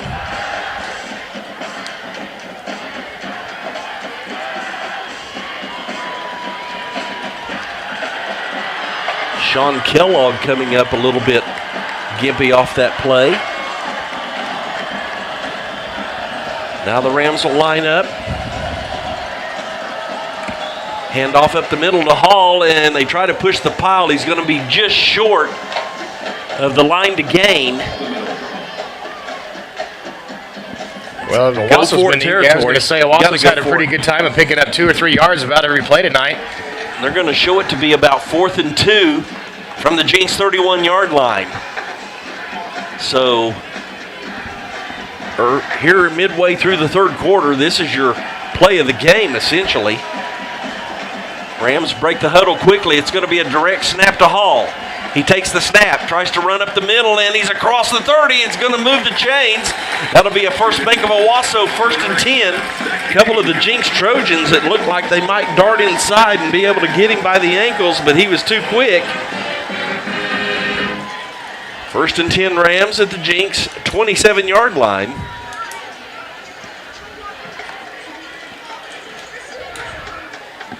Well, you talk about like the opening drive, Owasso just really moving the football here, having success. Frankenfield in the pocket, looking downfield here on the near side. Can't find anybody open. Going to roll out to his right. He's at the 30, and then he lofts it down over the head of Julius Wilson. Had him open in at about the 12-yard line, but was unable to connect. Yeah, Tay Bethel's trying to run a double move route, but looked like Trojans had to help a safety over the top, kind of block that down. So 2nd down and 10. Bethel from right to left, handoff to Hall, trying to go off the left side. Not much room there, may have gotten 2 or 3 yards. And so Jenks really doing a better job of stacking up the middle of the line right now. Yeah, I'd be surprised here. I've seen Sudbeck kind of sneaking on a couple of these little middle routes right now with all the eyes you have to put on Julius Wilson and Tate Bethel and Whiteman. I mean, you can't cover everybody. So it's 3rd and 8. 2 receivers right, 1 to the left. Hall, the running back. Whiteman in motion. Frankenfield rolls out to his right, and he's going to be caught and sacked at the 30-yard line. And that'll bring up 4th down, but I think you got to go for it here. Let's see what Coach Blankenship decides to do. You do have the wind to your back. He's leaving his offense out on the field. 4:28 on the clock. Rams need to get to the Jenks 17-yard line. Plenty of time on the play clock. 3 receivers out to the left. Frankenfield. Pressure from his right. He's flushed out of the pocket to his left, and the receiver coming back for the ball. It's Whiteman. He can't make the catch, and the Rams turn the ball over on downs. Yeah, Frankenfield sees him just a little bit too late. He's already out of his route, and just a low throw. I don't even think Whiteman had much of a chance to scoop that. If he does catch it, I don't think it's enough for the first down. Just go back to that 3rd down play with the sack that Drew took. I mean, just enough to knock a few yards off, but that's all it would take. So the Jenks will come back after scoring on their last 2 drives. Critical time here for the Rams. Jones off the left side. They're really working that side of the field right now. We got some extracurricular activity going on over on the far side.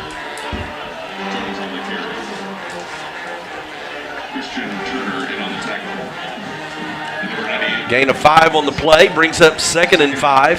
Actually 2nd and 4 from the 35. Fake to Jones, throw out to Dillard here on the near side. Tries a spin move and gets to the 40-yard line for a first down. Granted, it's about time for us to get that first turnover of the game. Jenks goes fast. Fake to Jones. Kazar's got some room as he pulled the ball back and crosses the 45 to the 47-yard line. Boy, it just sure seems like Jenks has gone back to the very simple offense and just trying to grease the old wheel. Gain of 7 on the play, brings up 2nd and 3. Kazar fakes the handoff, and there's a wide open receiver. Dillard downfield at the 20. And for about the 5th time this season, a wide open receiver gets behind the Rams secondary. Well, I think you asked me at halftime what I'd like to see, and I always had a question on the secondary back there. Got to know where number 5 is going to be in the pattern. Now Katie Jones tries to run off the left side again. May have gotten 2.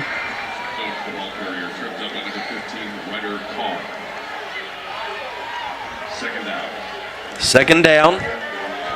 They'll go fast again. Katie Jones with another carry. Tries to go up the middle. Spin move down to the 3-yard line. That's going to make it 1st and goal. And Jenks is close to taking their first lead of the game here tonight. Ram defense has been on their heels this last 2 series. Jones off the right side. Not going to get to the goal line this time. Jones, the ball carrier, brought down by a host of Owasso Rams. Interior of that Ram defensive line does a good job. Second down from the 1-yard line. Jones with the carry, and he's in the end zone for the Jenks touchdown. Well, you just talk about the energy we were excited about in the first half. Just don't see much going on here on the sideline in the huddle. Kind of need somebody to make that big play. Add some momentum back to the Rams sideline. So the Trojans with their first lead of the game, 2:07 here in this 3rd quarter.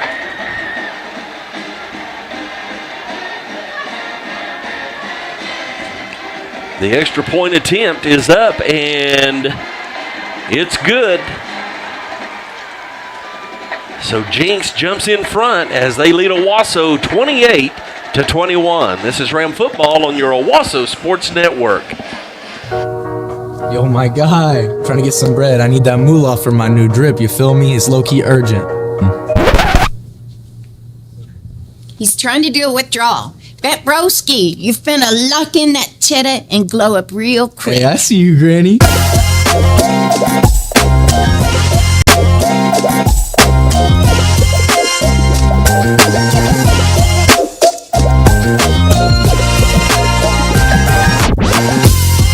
Hey, meteorologist Travis Meyer.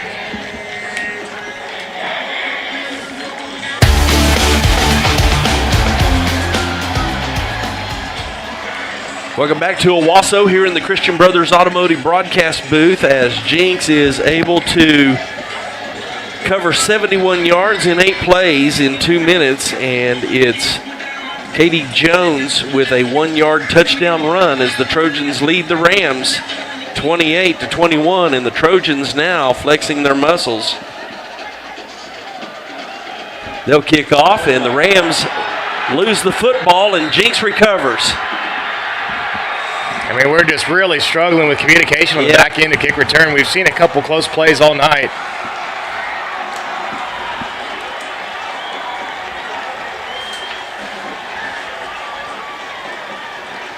So everything that went right in the first half is going completely wrong here in the second half. Well, and Jenks doing nothing special, really. Yeah, they had the big play last time, but they are just running the ball right down the Rams. And this defense is definitely starting to look a little gassed. So the Trojans offense, they'll hand off to Jones. He'll try to run up the middle, but the Rams have that covered. May have gotten one on the play. And Ben Duggins loses his helmet, so he'll have to come off for a play. Eric Johnson will come in at the nose, 5'8", 250-pound senior. Under 2 minutes to go here in this third quarter. Rams looking for some answers as Jenks has scored twice. The Rams fumbling the kickoff after that last score. Desperately need a stop here. Can ill afford to fall down 2 scores. Throw out to the right side and very well covered by the Ram defense. It was a quick throw out, but Cole Campbell makes a good read there. And Carter Langendorfer in on the tackle as well. So that's a big play to put Jenks in a 3rd and long. You got to think this is 4-down territory.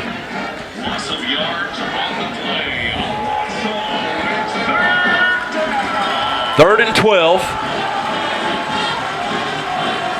Jones says something to his right guard and then moves back to the right of Kessler.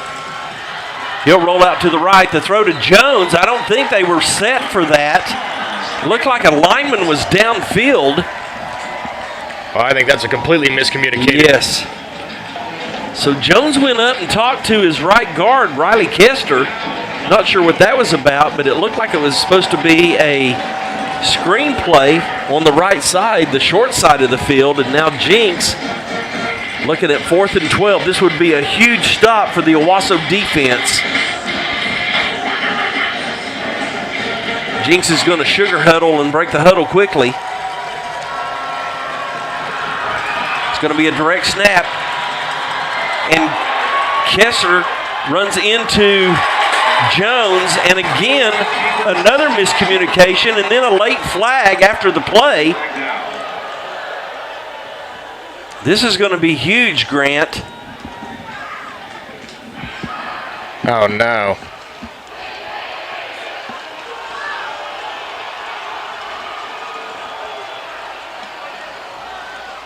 Personal foul, face mask on Owasso.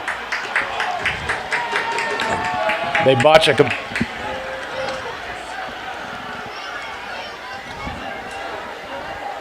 Wow. What a huge call. I mean, after KD just runs right in the back of Kazar. Yes. Another totally busted play. So it's 1st and 10 Jenks at the Owasso 15-yard line. I'm not sure how much more you can ask out of this Owasso defense as they've backed up to in the red zone. Hand off to Jones. Off the left side, good tackle in the interior of the defensive line. Again, Cam Miller on the tackle.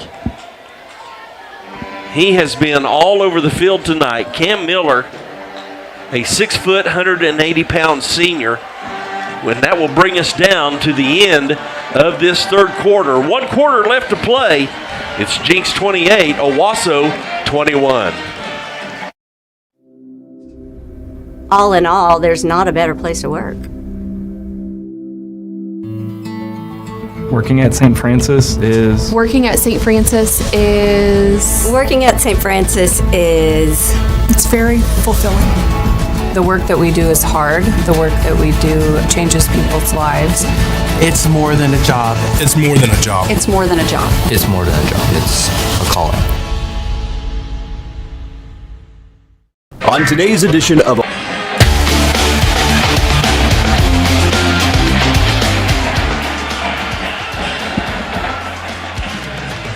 Welcome back to Owasso here in the Christian Brothers Automotive Broadcast booth as we head to the fourth quarter. Jenks 28, Owasso 21, and the Rams, we thought they were going to get off the field, but a face mask of the personal foul variety is able to extend the Jenks drive, and now the Trojans knocking at the door once again. I mean, you really couldn't start the second half any worse than giving up an opening drive. Then you fumble a kickoff. Then you finally get a stop on a fourth down, thinking to turn the tables around, and the face mask call is a massive downer to a defense that's been on the field. I'd have to ask Rob, but a lot of plays for the third quarter at least. So the Trojans now going left to right. Ball at the Owasso 14-yard line. Kazar hands the ball off to Jones. Again, they're just working the left side, and he'll fall inside the 10-yard line. That'll bring up. Rob just told me that's KD's 27th carry for the game. Yeah, they've really loaded up on him. Third down and 5. A big down here for the Ram defense. Kazar. Jenks is going to go big. One receiver to each side. Katie Jones in the backfield. Watch for a quick throw out to the left. Nope, going to roll to the right. Kazar looking over the middle, throws it into the pylon, and it's incomplete. Pressure brought that time by Ryder Karn. Forced Kazar to throw the ball maybe earlier than the play could develop. And that'll bring up fourth down. So do you take the points or do you go for the touchdown, the first down here? I think you definitely try to get the field goal for the win that you're back here, take the outright lead, stopping the Rams having to score two scores. Owen Mahan will attempt the extra point. Jake Flowers will be the holder. The snap back, the kick is up, and it's good. So with 11:07 here in the fourth quarter, it's now a 10-point lead for the Trojans over the Rams, 31-21. This is Ram Football on your Owasso Sports Network. On today's edition of Owasso Rams Trivia, the category is food. Now, for our first question, what are the 4 food groups? Milk, meat, fruit, and bread. That's correct. Wait, everyone in Owasso knows that Charlie's Chicken Chunks are so good. They might as well be their own food group. Judges, are the chicken chunks at Charlie's that good? That settles it. Go see for yourself at Charlie's Chicken on 76th Street, just east of Highway 169.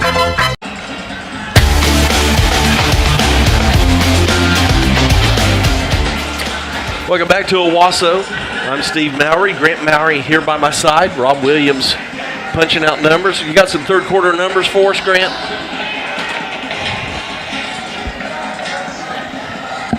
.25 carries for 149 yards for the Rams. Jenks have really gone to the ground game. 33 carries for 170 yards. Total yardage so far, 334 for Jenks, 245 for the Rams. High onside is fielded on the far side of the field, and then two receivers run into one another. I mean, I really don't know what's going on over here. Yeah. That time I thought we had it. The communication was good. Clearly, Jaden Hall was going to take the catch, and Tay Bethel runs in the back of Jaden Hall. So a lot of problems in the special teams right now for Owasso.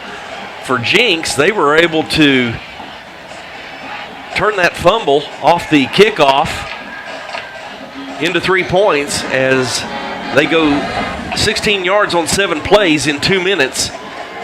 Mahan with a 25-yard field goal, and the Trojans lead 31-21.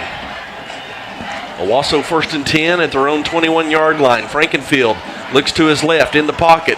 Quick throw out and a great catch. Are they going to give it to him? Yes. Colby Whiteman with a fantastic, as he broke out of the break, a one-handed catch, and he's able to reel it in. I'm just noticing Drew just hesitating just long enough. Bethel in motion, left to right, handoff to Hall up the middle, got some room, the hesitation, and then he's hit hard at about the 33-yard line. So a gain of 2, maybe 3 on the play. So as physical as the Ram offensive line was in the first half, we need to see that now here on this drive. 3rd and 2 from the Owasso 34-yard line. Rams have been good at converting third downs here this evening. Frankenfield brings the slot receiver in motion, and now I think we're going to have a timeout by Owasso, as the Rams know they need to convert this down. Coach Blankenship not pleased with having to throw down that timeout. We're stuck right on the 10-minute mark, 31-21. Hi, my name is Steve Mowry, and I'm proud to call Owasso home. Your thoughts? I mean, we're going to have to go get some points on this drive. It's just that simple. The problem here, too, is the rest of the fourth quarter, we're going to be going against that breeze that we've talked about all night. I mean, I think you're going to have to open the playbook a little bit. I'd like to see Drew just make a decision, and it feels like he doesn't want to make the wrong. Hesitant tonight, doesn't he? I think he just doesn't want to make the wrong decision. Which again, we have no turnovers, so I can't fault him on that. It just seems like guys are getting out of their breaks significantly before the ball's getting out of there, and I think we have a little bit more chances to make some yardage after those catches if we can get the ball to him. But I mean, he's throwing a good ball tonight. Yes. A couple of times he's thrown over a receiver, but this wind is a little more dramatic than what he's had to deal with in previous games. This is a big down here. So the Ram offense coming back out of that timeout.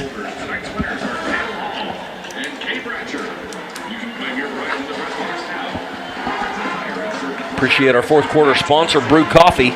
With multiple locations in Green Country, Brew Coffee House is dedicated to providing the highest quality coffee and fast service to our communities. Visit Brew Coffee House after every Owasso victory. Handoff up the middle and not going to get there.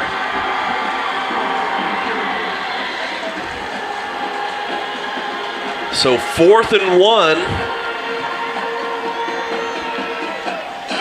Honestly, I think you go for it here too. I mean, you leave your Ram offense out on the field. We've seen this story before. it just feels like the way that the pedal's been put down on us right now, there's just no chance of catching up if we don't convert here, or at least score on this drive. So let's see if this Ram offensive line can get some movement. Now the other thing, Grant, is to do a boot or a direct snap to Jaden Hall. He's trying to go over the right side. He gets through, and it's going to be a first down for the Rams. Couldn't be bigger, couldn't come at a better time as he's near the 40-yard line. Hall is still on the ground, and he's going to have to hop over to the sideline, and Grant with Zafaris out of the game. Coach Blankenship's going to have to go deeper into his running back stable as he'll bring out B.J. Crisp, a 5'10", 180-pound sophomore. 1st and 10 Rams at their own 40-yard line. 9 minutes on the clock. 2 receivers out to the right side, 1 to the left. Julius Wilson has been quiet here this evening. Only one catch in the game. Frankenfield with Bethel right to left. Now back to the right. Quick snap. Crisp up the middle, got some room, breaks through. He's across the 50-yard line into Jenks territory. That should be enough to move the chains. That's the first make of Owasso, 1st and 10. Well, a big play at a big moment for sophomore getting in the game. Probably didn't really think he was going to do anything tonight. And a big conversion. Huge run. Bethel in the slot will come in motion left to right. He'll take the handoff. It's a sweep. He cuts up inside, but is just caught from behind. Had some room, but the tackle made by Carson Odom, one of these Jenks linebackers. Gain of 1 on the play brings up 2nd and 9. Frankenfield with Hall to his left. Now Colby Whiteman in motion. Fake the handoff. It's going to be a reverse fake down the middle of the field. He's got Julius Wilson who makes the catch. No, it goes through his hands. I thought he was going to be able to come back and make the catch, but was unable to do so inside the 15-yard line. But again, though, the underthrown ball there is okay with Julius Wilson and his frame. But you'd like to see him come back in high point. You see him kind of making that low basket to catch it. Yeah. Allowing the defender to give it a hand in there. So 3rd and 9. Tight end time. Frankenfield in the pocket. Good protection. Throws over to the right side to Tay Bethel, who makes the catch but is out of bounds. And again, Grant, we're just not quite seeing the touch on those throws. Well, I mean, you have to give your guy a chance to catch it in bounds. Right. And, I mean, it's close, but it just leads him out of bounds. So, obvious 4-down territory here, 4th and 9 from the Jenks 49-yard line. 7:44 on the clock. Rams trail 31-21.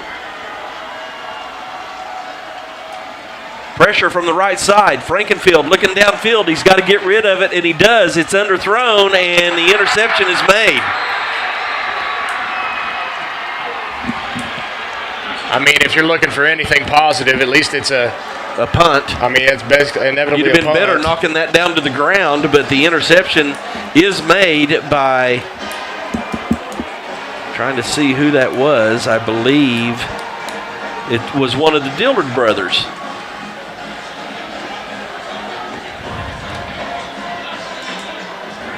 So Jenks will take over 1st and 10.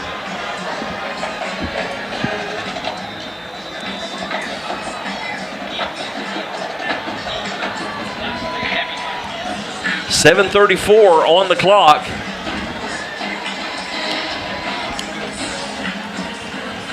Trojans 1st and 10 at their own 18-yard line.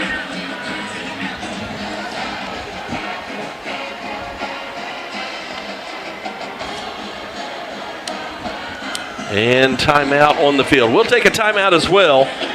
This is Ram Football on your Owasso Sports Network. Life is yours to spend. Spend it loving others. Spend it knowing you're loved. Spend it nourishing your body. Spend it strengthening your soul. Spend it planning out every little detail. Spend it knowing you're part of a bigger plan. First United Bank. Spend life wisely. Life is always in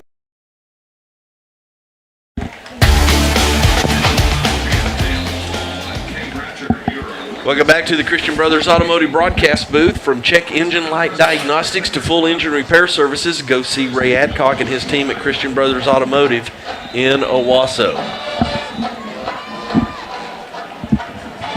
So the Trojan offense will come back out onto the field. They have a 10-point lead with 7:34 left in the game.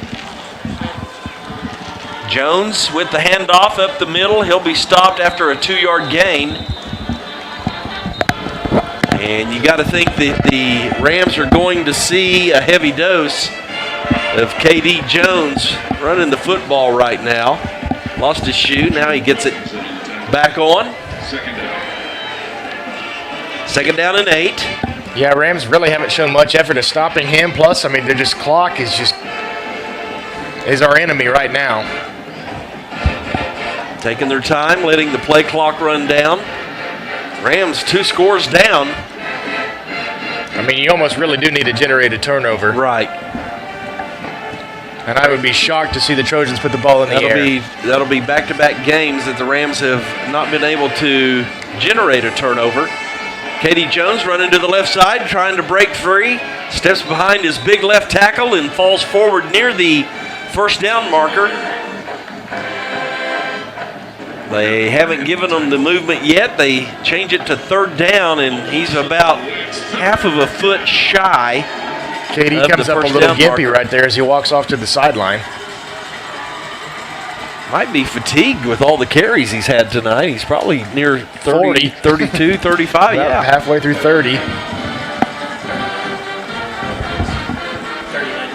39. 29 carries. 29 carries in the game. Third and short. Handoff up the middle. And he'll fall forward just enough for a Jenks first down.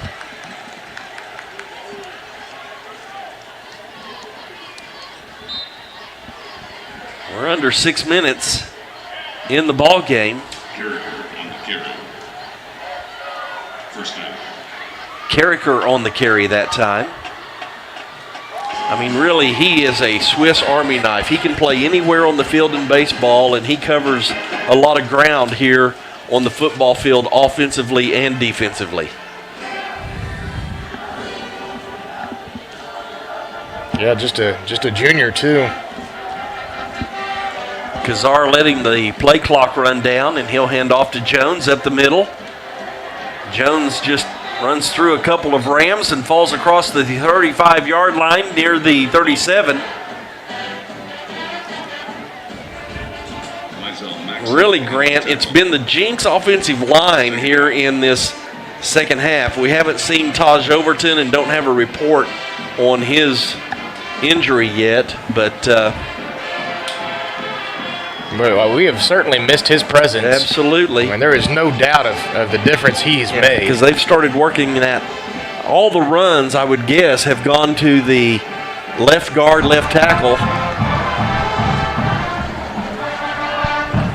4:33 on the clock, 5 seconds on the play clock. Hand off to Jones off the left side, and he'll fall just shy of the 40-yard line. Let's go down to Jordan and get a report from the field. Yeah, Steve, unsure on the specific injury for Taj Overton, but I did see him a short time ago on the sideline. His pads are off, so obviously likely that he is done for the game. What's the atmosphere like down there on the sideline of Owasso? Well, they need a big play, Steve. They need a little momentum right now. All right, Jordan, thank you. 4 minutes on the clock. And Jenks just working the clock right now. Owasso is not going to, or they're going to make sure Owasso does not get 2 possessions, maybe not get one, as it is 3rd and 1 from the 39-yard line. Hand off to Jones. He's caught in the backfield. He's going to lose a yard on the play. So great pressure by Ben Duggins and Carter Langendorfer. So that'll bring up 4th down. Timeout Owasso. That changes things a little bit. Big stop and a big moment there, too. Ben Duggins, he's got a couple of offers to play at the next level as well. 3:31 on the game clock. Interesting decision here. I mean, really, give the Rams the ball, kind of deep in your territory, or go ahead and punt it, make them work the field, work the clock. 10-point game. Once again, Ram fans, on September 9th, this next Tuesday, we'll vote on Broken Arrow has taken a 1-point lead over Fayetteville. They are in overtime. The Tigers 17, Fayetteville 16. Mustang in control over Yukon 44-20. Bixby 56, Sand Springs 7.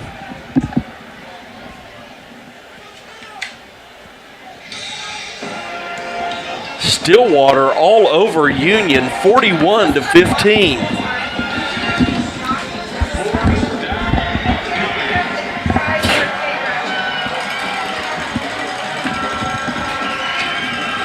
Fourth down, they go for it, and they get the first down. It was a direct snap to Jones, and that'll move the chains. And the opportunity the Rams have may have vanished on that fourth down conversion.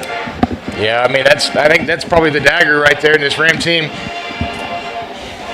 Been a really disappointing second half. Well, for as encouraging as it was in the first half. And in my opinion, the Trojans haven't done anything special. They've just started executing the small things that have been able to convert every time.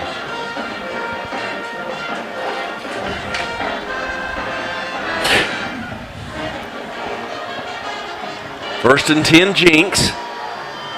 Hand off to Jones on that left side. He's going to try to stretch this play out. He'll not run out of bounds. Smart play by a veteran player as he stays in bounds to keep the clock running. Jones on the carry, brought down by number 11, Sam. Be sure and stay tuned for our post-game show. We'll talk about the drive of the game and then also the Maori Funeral Service final word. Cole Campbell coming onto the field in substitution. I'm sure there'll be some very positive post-game speeches from the final word crew.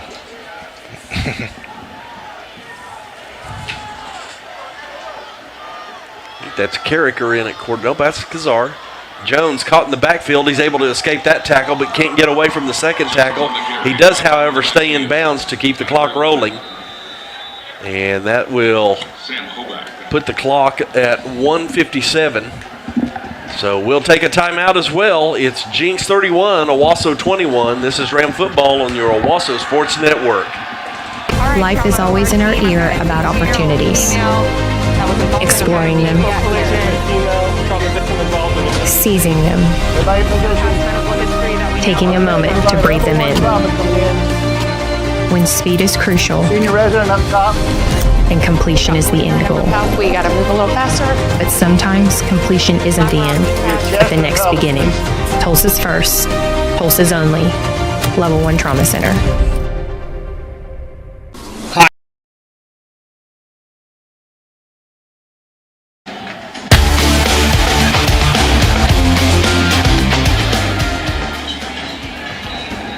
Welcome back to Owasso. 1:57 on the game clock, and Jenks with a 10-point lead.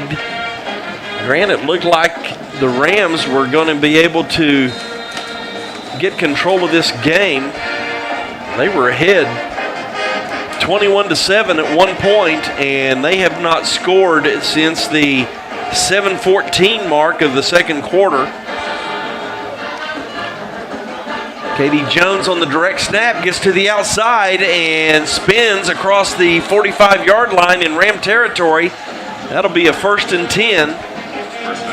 And that may be the last opportunity the Rams were going to get, as Jenks has had possession of the football for the last 7 minutes of this quarter.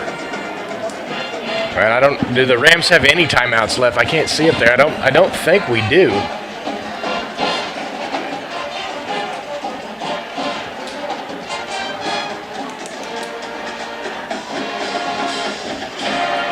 Jenks is just going to line up and run this clock out.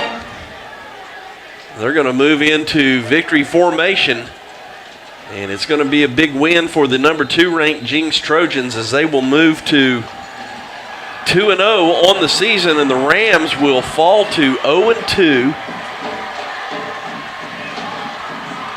Looked like the offense was beginning to break out in that first half, but in the second half, just really that botched snap on that special teams, that cue right there just changed the entire course of the game.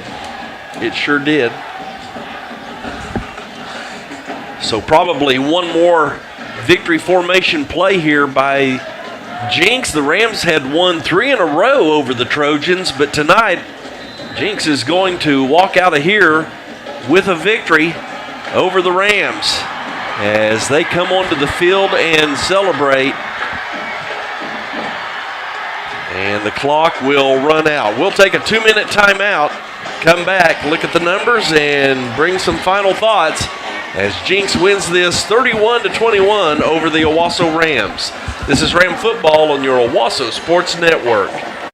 This is Ray Adcock with Christian Brothers Automotive in Owasso. At Christian Brothers Automotive, we send you photos and videos and diagnostic equipment screenshots and follow that up with an explanation. Because film don't lie. A photo's worth 1,000 words, and seeing it is believing it. For us, being honest is paramount. Earning your trust is the most important thing to us. We may not have always gotten it right the first time, but we've always tried to be transparent about everything we've done. So thank you, Owasso, for letting us serve your family by servicing your family car. Okay, gang, the game is tomorrow. Where's Rambo? Has anybody seen Rambo? Come on, let's go. Come on, go find him. Hey, Coach B, we're gonna need your help. We got a season to play. You haven't been out here. Get that look off your face and let's get to work. This way. That way.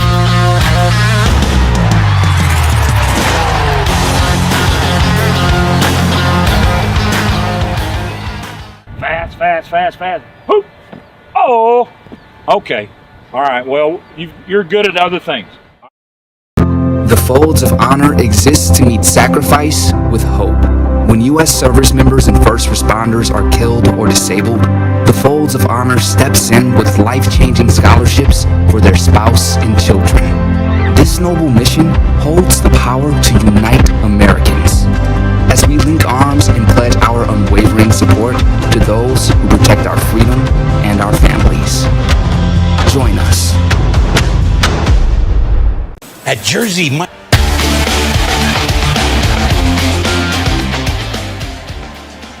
Welcome back to Owasso here at the end of the game. It's the Rams falling by 10 to the Jenks Trojans 31-21. Steve Mowry, Grant Mowry here in the booth with you. Rob Williams going to punch out the final numbers for us here. While he's doing that, Grant, your thoughts? I mean, it was really the tale of two halves. It looked like Owasso was going to come out. They were physical. They were moving the football.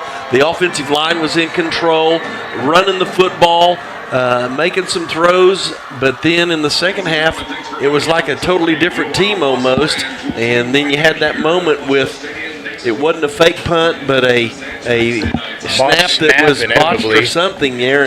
And the Rams, you mentioned off the air that at that point, that was really the game changer. And Jenks somehow went in and was able to make some adjustments. They really dominated the offensive line here in the second half. Of course, we don't know the report on Taj Overton yet, but when he went out of the game, that was a game changer. Yeah, you could tell the Trojans just went into halftime, whether they even knew Taj was out or not. I think their game plan was going to be to feed Katie Jones and just wear down that defensive line, and they did so successfully. And then you come out on the other side, and your offense doesn't take much time off the clock, and the defense gets right back on the field, and you just really never can come up for air. We talked about it earlier. The Rams were able to come out and drive the ball effectively and took a 7-0 lead. Jenks was able to answer that and tie it up 7-7. You had the big kickoff return by Tay Bethel for 71 yards, and then he was able to finish on an 11-yard pass from Drew Frankenfield. That finished up the first quarter, and then the second quarter it was Hall who broke free on a 47-yard touchdown run. That's going to be our Tulsa Accident Center drive of the game. Jaden Hall, 47-yard touchdown run. That drive covered 68 yards in 5 plays. That put the Rams up 21-7 with 7:14 to go in the second quarter, and Owasso was unable to stop Jenks from that point and was unable to put any more points on the board. But that run by Jaden Hall of 47 yards, that is our Tulsa Accident Center drive of the game. Brought to you by Tulsa Accident Center, getting you back in the game after life's biggest hits. Tulsa's best auto injury recovery starts at Tulsa Accident Center. Jenks in the second half was able to get an 80-yard drive, and Katie Jones was able to finish that out. And then The Rams were stopped on 4th down. Jenks is able to drive the ball again. They go 71 yards, and then Owasso fumbles the next play, the kickoff. Another players running into one another. We've seen that really multiple times by both teams here tonight. I don't know that I've seen that as that much before, but as it is, Owasso just couldn't seem to get any momentum, couldn't get their foot in the ground, and a couple of times they got stopped on 4th down, and when they had a drive going down here, and that really that just set the tone of the second half. Like I say, it was kind of one of those Jekyll-Hyde games where it looked like they could do anything they wanted in the first half and then couldn't do anything right in the second half. We really flipped with whatever Jenks did the first half, we found it in the second half. Well, let's look at the numbers that Rob has put together for us. And the rushing yardage, Owasso had 161 yards on the ground. Jenks, 46 total carries in the game, 36 of those carries by Katie Jones for 206 yards. He had 36 carries for 168 yards and 3 touchdowns. We had held him intact the last 3 games, but tonight it was the Katie Jones breakout game. You just had to say it earlier, didn't you? Yep, broadcasters jinx, announcers jinx. So in the passing game, Drew Frankenfield, 14 of 23 for 100 yards. Again, he threw for 77% last season, and right now struggling to get around the 50% mark and only throwing for 100 yards. So still looking for Drew to find his, touch here in the game. He's been getting good protection last week and this week, just unable to connect with receivers on those deep passes. So hopefully he'll be able to get that lined out. Field position in the game, relatively even. Penalties, Rams had 4 penalties for 31 yards. Jenks 7 penalties for 53 yards. And then time of possession, Jenks really ground and pound in that second half. They had the ball for 27 minutes in the game and 11 seconds. But boy, it felt like they had the ball almost that entire fourth quarter. Third down conversions, Owasso 4 of 11, Jenks 8 of 13, and then Jenks was 1 of 2 on 4th down, and of course that one coming here in the second half as well. Looking at the individual numbers, we mentioned Jones, 36 carries, 168 yards for 3 touchdowns. Kazar, 14 of 18 for 164, kind of pedestrian numbers, but very effective numbers when he needed them to count. The 1 touchdown pass, that went to Dillard, who had 4 receptions for 96 yards. Cato, 4 receptions for 40 yards, and Jones 1 catch for 6 yards. Jaden Hall on the other side, he had a good night, 17 carries for 114 yards and 2 touchdowns. Chris Ferris, we're going to miss him next week as he was disqualified here in the first half, so he missed the second half and next week's game. He had 3 carries for 12 yards. Frankenfield 5 carries for 9 yards. Bethel a carry, Sudbeck a carry, and Crisp 1 carry for 11 yards. Primary receiver here tonight was Hall with 5 receptions for 35 yards. Bethel 4 receptions for 30 yards, and then 3 receivers with 1 catch, and really just kind of average numbers, if you will, in the passing game for the Rams. So Owasso falls to 0-2 on the season so far here in what we call the preseason. They will host the the Sand Springs Sandites next week right here at Owasso. The Sandites taking on the Bixby Spartans tonight, and the Sandites fall 56-7. And Broken Arrow will fall to Fayetteville 18-17, and Union will fall to Stillwater 41-15. The question right now, what is going on in Tulsa County? You had all the coaches changes, and teams that have been on top in the past now are not. Teams that maybe haven't been are, and it's just a cluster here in 6A1 right now. But as we look at the final word here tonight, what are your thoughts coming out of this game and going into next week's game? Well, I think my biggest thing right now is just finding the identity for this Ram team. Really discouraged last week. Then we have a very encouraging first half tonight and then a very discouraging second half. The one thing that I think concerns me about this team is in the past, like last year, it was a great team. Man, and when they face adversity, they came back out and threw a punch back. And so far, it seems like when this team's gotten punched, that we've just kind of gone down. And so I'm hoping to see these guys. So we're really looking for the response. Yeah, You're looking for that response. Just watching these guys come back, and you know, Coach B talks about riding these leaders and things, but we've got great players that were leaders last year that we really haven't seen that guy yet from. You know, Jaden Hall's been showing flashes for that, but it's just you're just kind of looking for that guy that's going to lead you. Yeah, you know, looking for a Julius Wilson to make a big catch here and there. You're looking for a Tate Bethel to make the big explosive play. Because you look at Kazar's numbers tonight, like you said, not impressive, but 3 of those passes are just busted coverages that are deep, 2 long touchdowns. So again, just trying to see this Ram. I want to see this Ram team kind of make a response. I felt like that just in this film session from last week to this week, they saw improvements. But I think we've got plenty of things to look at for the second half here. I guess the good news is a lot of those things are fixable. Breakdowns in assignments, breakdowns in coverage. I mean, you're right, 2 receivers that were just wide open tonight where I don't know if it's communication in the secondary or what. You know, we can find out the answer to those questions when we have breakfast on Wednesday mornings at 7 a.m. We keep telling you guys you need to come out and find out what's really going on with this ball club because we don't always see it here on the field until we go back and look at it on film.